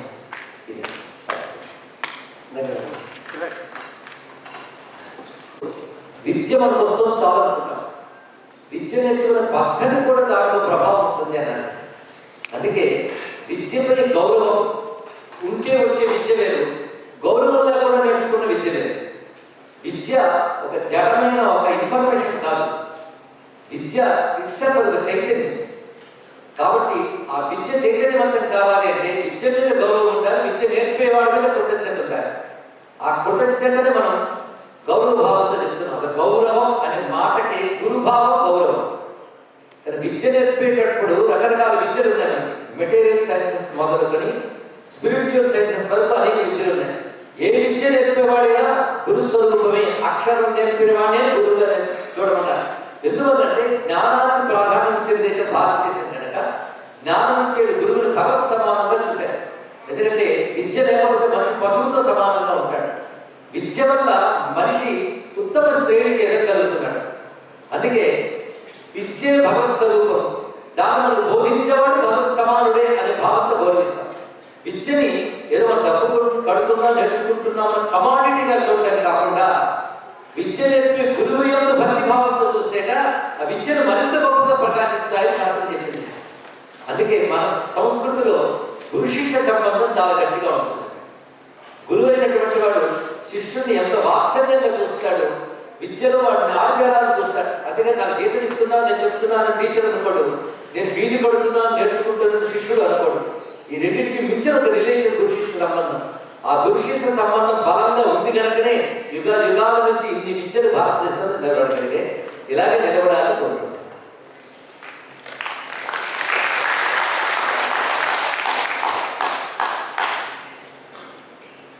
చాలా ధన్యవాదాలు గురుగారు.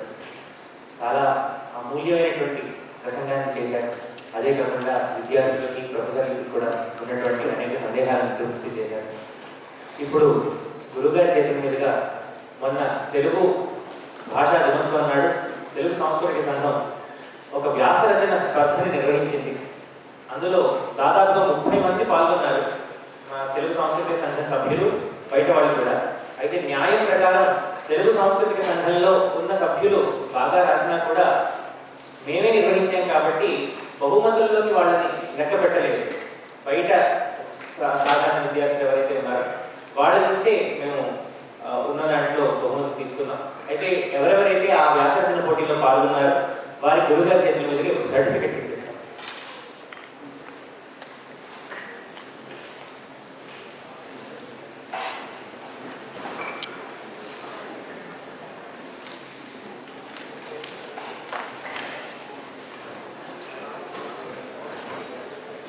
వ్యాసరచన స్పర్ధలో వచ్చిన ప్రతి వ్యాసం కూడా చాలా గొప్పగా ఉంది. అందులో 1, 2, 3 నిర్ణయించడం మాకు చాలా సమయం పట్టింది, చాలా కష్టమైన విషయం. ముందుగా అందులో పాల్గొన్నటువంటి వాళ్ళందరికీ కూడా శుభాకాంక్షలు తెలియజేస్తూ ఒక్కసారి అందరూ కరతాళ ధ్వనులు చేయవలసిందిగా కోరుతున్నాను.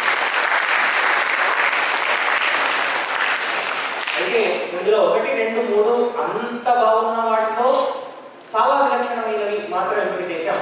కాకపోతే ప్రతి ఒక్కరు కూడా బాగా రాశారు. ఆ రాసినటువంటి వారు మాకు బహుమతి రాలేదే అని ఎవరు కూడా భావించకూడదు. అందుకోసం మొట్టమొదటిగా పి శ్రీ సాయి సిద్ధ గారు,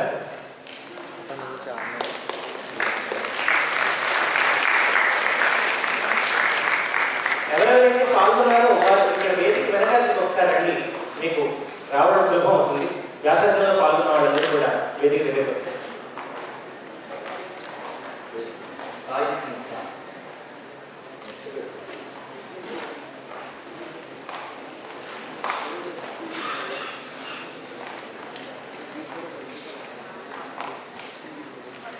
తర్వాత పి ప్రసాద్ రాజు గారు,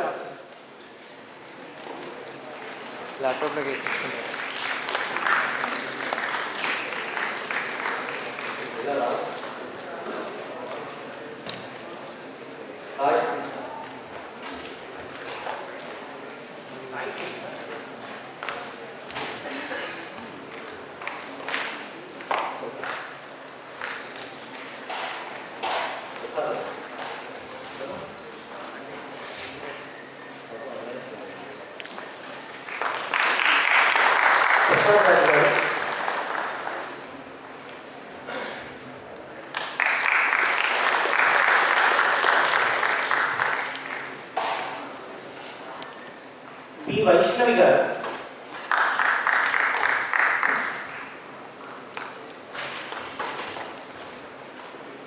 జాడి నాగరాజు గారు,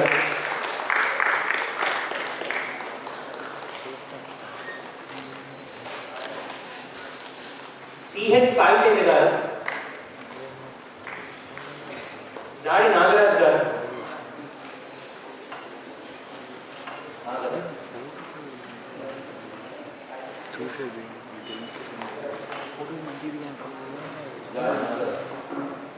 జాడి నాగరాజు గారు, సాయి తేజ గారు,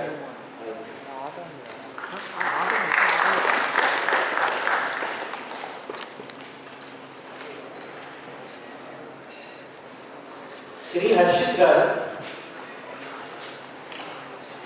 శ్రీ హర్షిత్, రాగ మురాలా గారు, పి గాయత్రి గారు,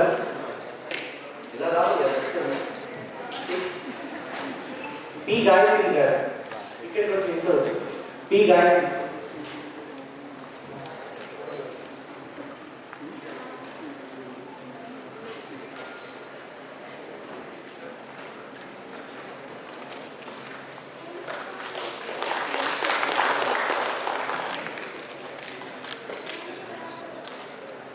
లిశ్రిత శివకుమార్ గారు,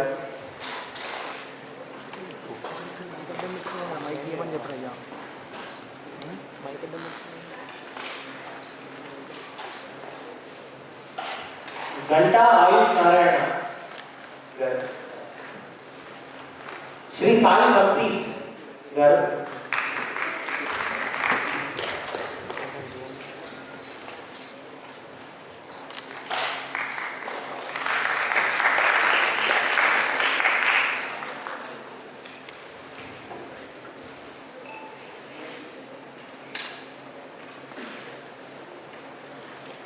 కే కిరణ్ కుమార్ రెడ్డి గారు, కిరణ్ కుమార్ రెడ్డి. తర్వాత veggie Tanushree.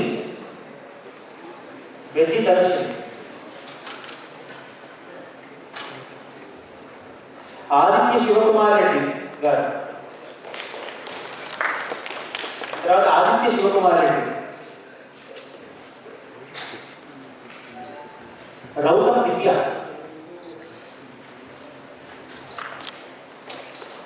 G Sai Kiran. D Chanakya.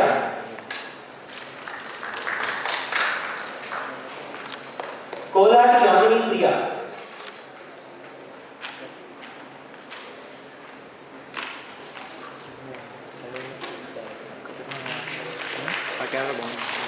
G Sai Kiran.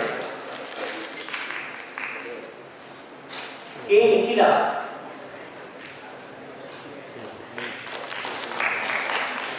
కే భువన్ చంద్ర. తుమ్మలపల్లి శ్రీ లక్ష్మీ సంజన.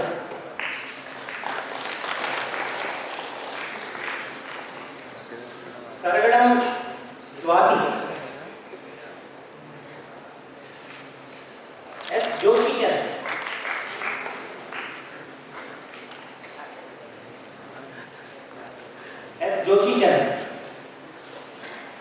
బి గుణశేఖరి లక్ష్మీ సాయి. రామోజీ సుశాంత్ రాథోడ్.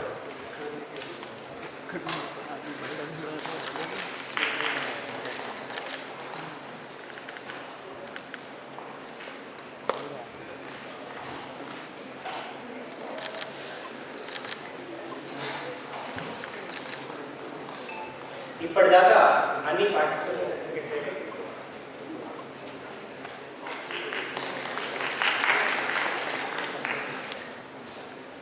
ఇప్పుడు తృతీయ బహుమతి పొందినటువంటి వారు బి శృతికారెడ్డి. అందరూ మీ కరతాళ ధ్వనులతో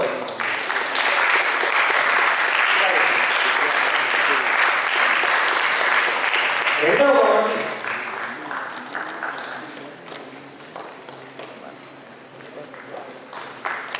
తృతీయ బహుమతి గెలిచిన వారికి అక్షరాలు రహస్యాలు అని సామవేదం వారు చేసినటువంటి ప్రసంగం యొక్క పుస్తకాన్ని బహుమతి ఇవ్వడం జరుగుతుంది.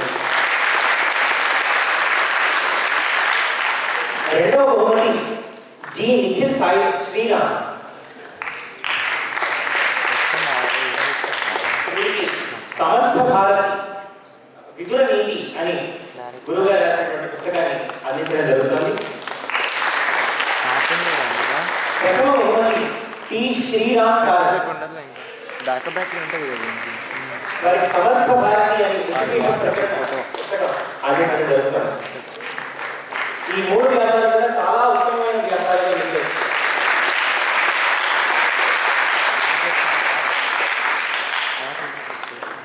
కే భువన్ చంద్ర, G Sai Kiran, PVV Sai Srinivas.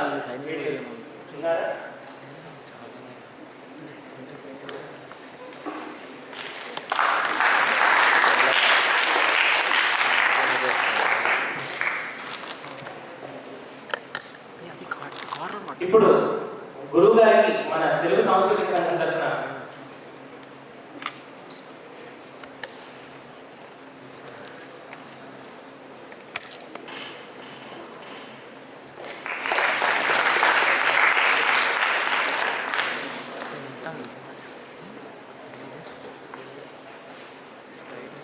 Shri Harshit participation చేస్తారు.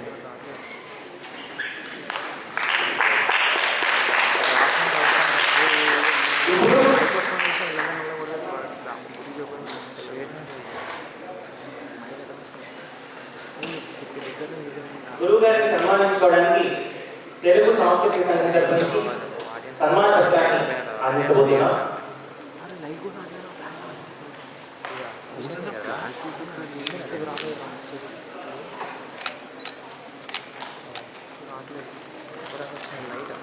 సన్మాన పత్రం విద్యార్థుల తెలుగు సాంస్కృతిక సంఘం భారతీయ సాంకేతిక విద్యా సంస్థ కడ్డపురం. తేదీ 14/9/2025 నాడు కాళిదాస్ ఆడిటోరియంలో తెలుగుదనము భారతీయ అంశంపై ప్రదర్శించిన సందర్భంగా బ్రహ్మశ్రీ సామవేదం చతుర్థ శర్మ గారికి సభక్తి శ్రద్ధగా సమర్పించి సన్మాన పత్రం. మహత్తరమైన భారతీయ సంస్కృతికి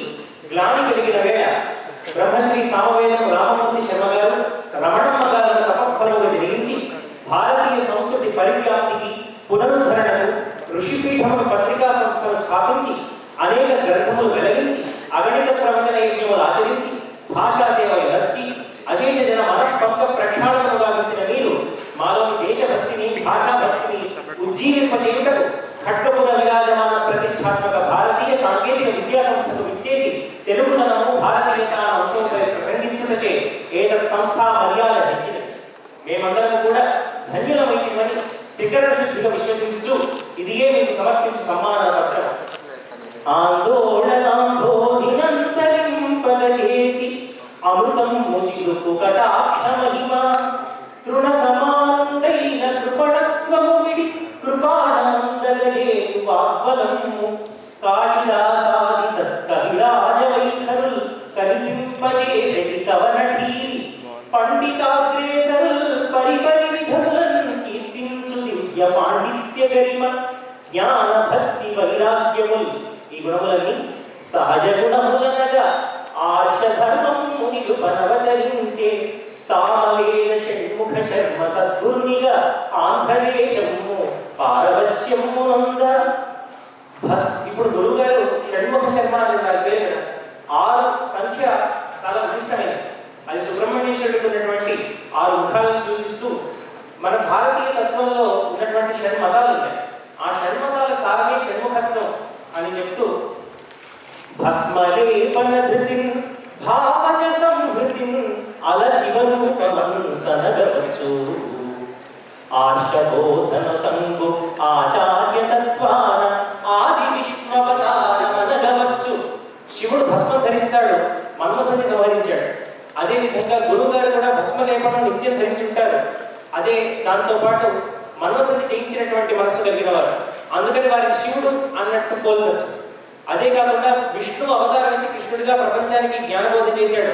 ఇప్పుడు వారు కూడా ఆ విధంగా ఆర్ష ధర్మాన్ని బోధిస్తున్నారు కాబట్టి వారిని ఆ విష్ణు అవతారంగా కూడా మనం భావించవచ్చు. ఇచ్ఛా క్రియా జ్ఞాన సచ్చీలమును చూడ అలశక్తి రూపమంచనగవచ్చు నమ్మిన శిష్యుల నడిపించు గరిమమై గణనాయకుండెయంచనగవచ్చు అజ్ఞతను బాపుటను సూర్యుడనగవచ్చు అమర గుణముల షణ్ముఖుడనగవచ్చు. షణ్ముఖుడు అంటే సుబ్రహ్మణ్యుడు అని చెప్పారు. సుబ్రహ్మణ్యుడు దేవసేనాధిపతి. దేవసేనాధిపతి అంటే మనుష్యుల్లో ఉన్నటువంటి దైవీ గుణాలకి వారి అధిపతి. ఆ దైవీ గుణాలు అనేకాలు కలిగినటువంటి వారి చేత వారిని ఆ సుబ్రహ్మణ్యేశ్వరుడే అనవచ్చు. ఇట్టి షణ్మత సారము హృదయమైన గురువు తత్వము మీరే ఓ గురువరేణ్య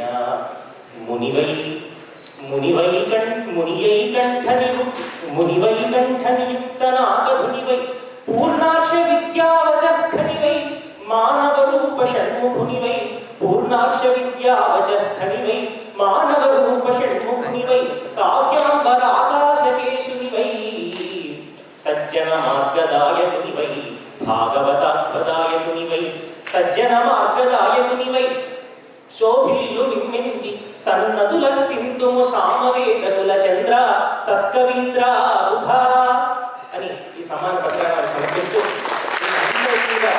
సత్యనారాయణ గారిని ఇద్దరిని కూడా వేదిక మీదకి ఆహ్వానిస్తున్నాను.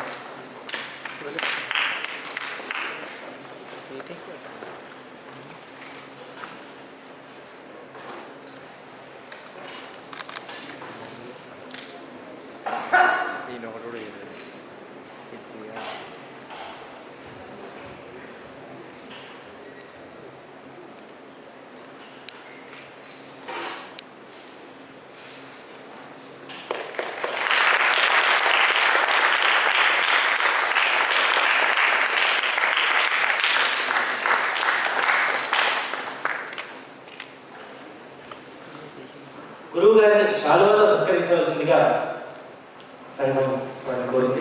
ప్రొఫెసర్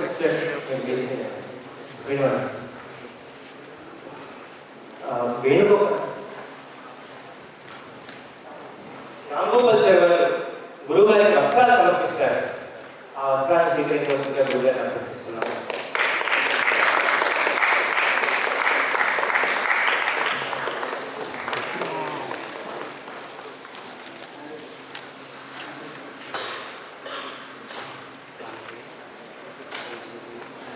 గురువు గారిని శాలువాతో సత్కరించవలసిందిగా ప్రొఫెసర్ వేణుమాధవ్ గారిని అభ్యర్థిస్తున్నాం.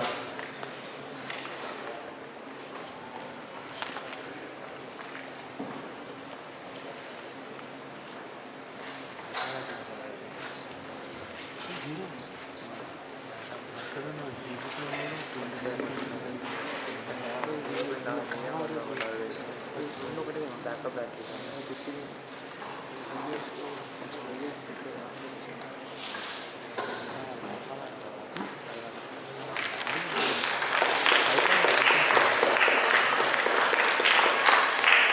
గారికి తాంబూలాలు అందించే టీసీఏ సంఘం సభ్యులు అభ్యర్థిస్తున్నారు.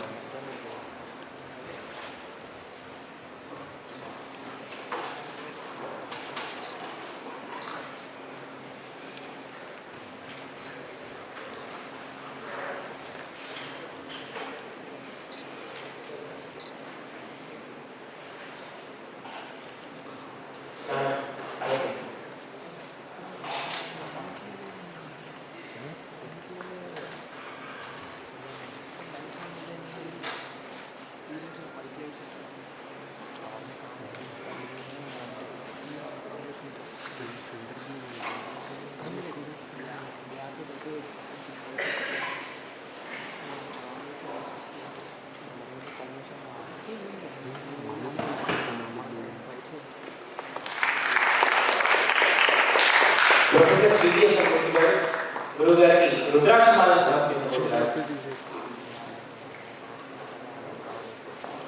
అదే కాకుండా టీసీఏ టీంలో ఎవరెవరైతే ఉన్నారో వారందరూ ఒకసారి వేదిక మీదకి రావాల్సిందిగా ఒక గ్రూప్ ఫోటో కోసం నిర్ణయించుకుంటున్నాం.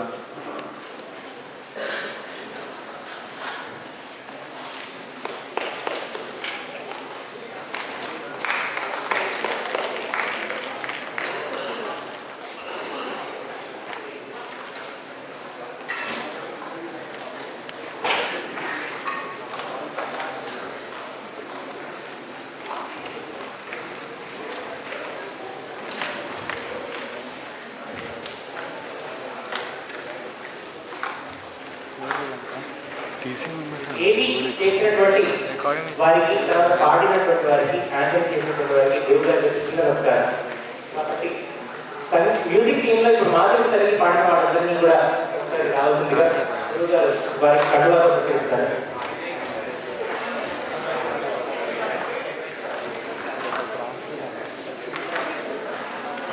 ఏది చేసిన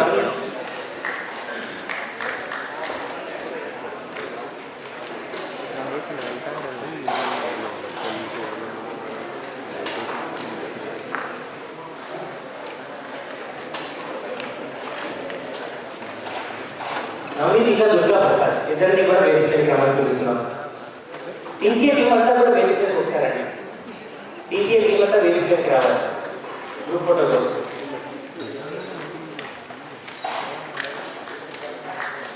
ఈ నవనీతే మీ ఏవి తయారు చేశారు గురువు గారు?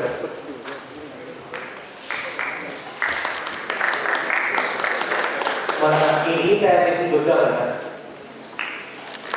యాంకరింగ్ చేసినటువంటి శ్రీనివాస్ ఇంకా దివ్య.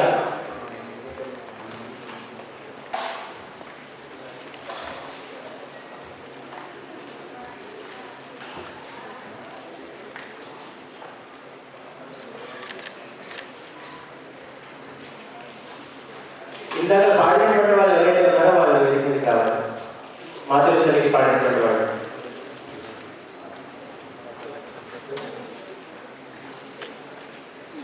పాడినటువంటి వాళ్ళు గురువుగారి దగ్గరికి రావాల్సిందిగా కోరుతున్నాం. సంజన ఈ మేకర్, తర్వాత నిఖిత, వీరిద్దరు కూడా ఇందాక మాధురి తల్లికి జాయిన్ చేశారు. ఇప్పుడు టీసీఏ టీంలో గ్రూప్ ఫోటో.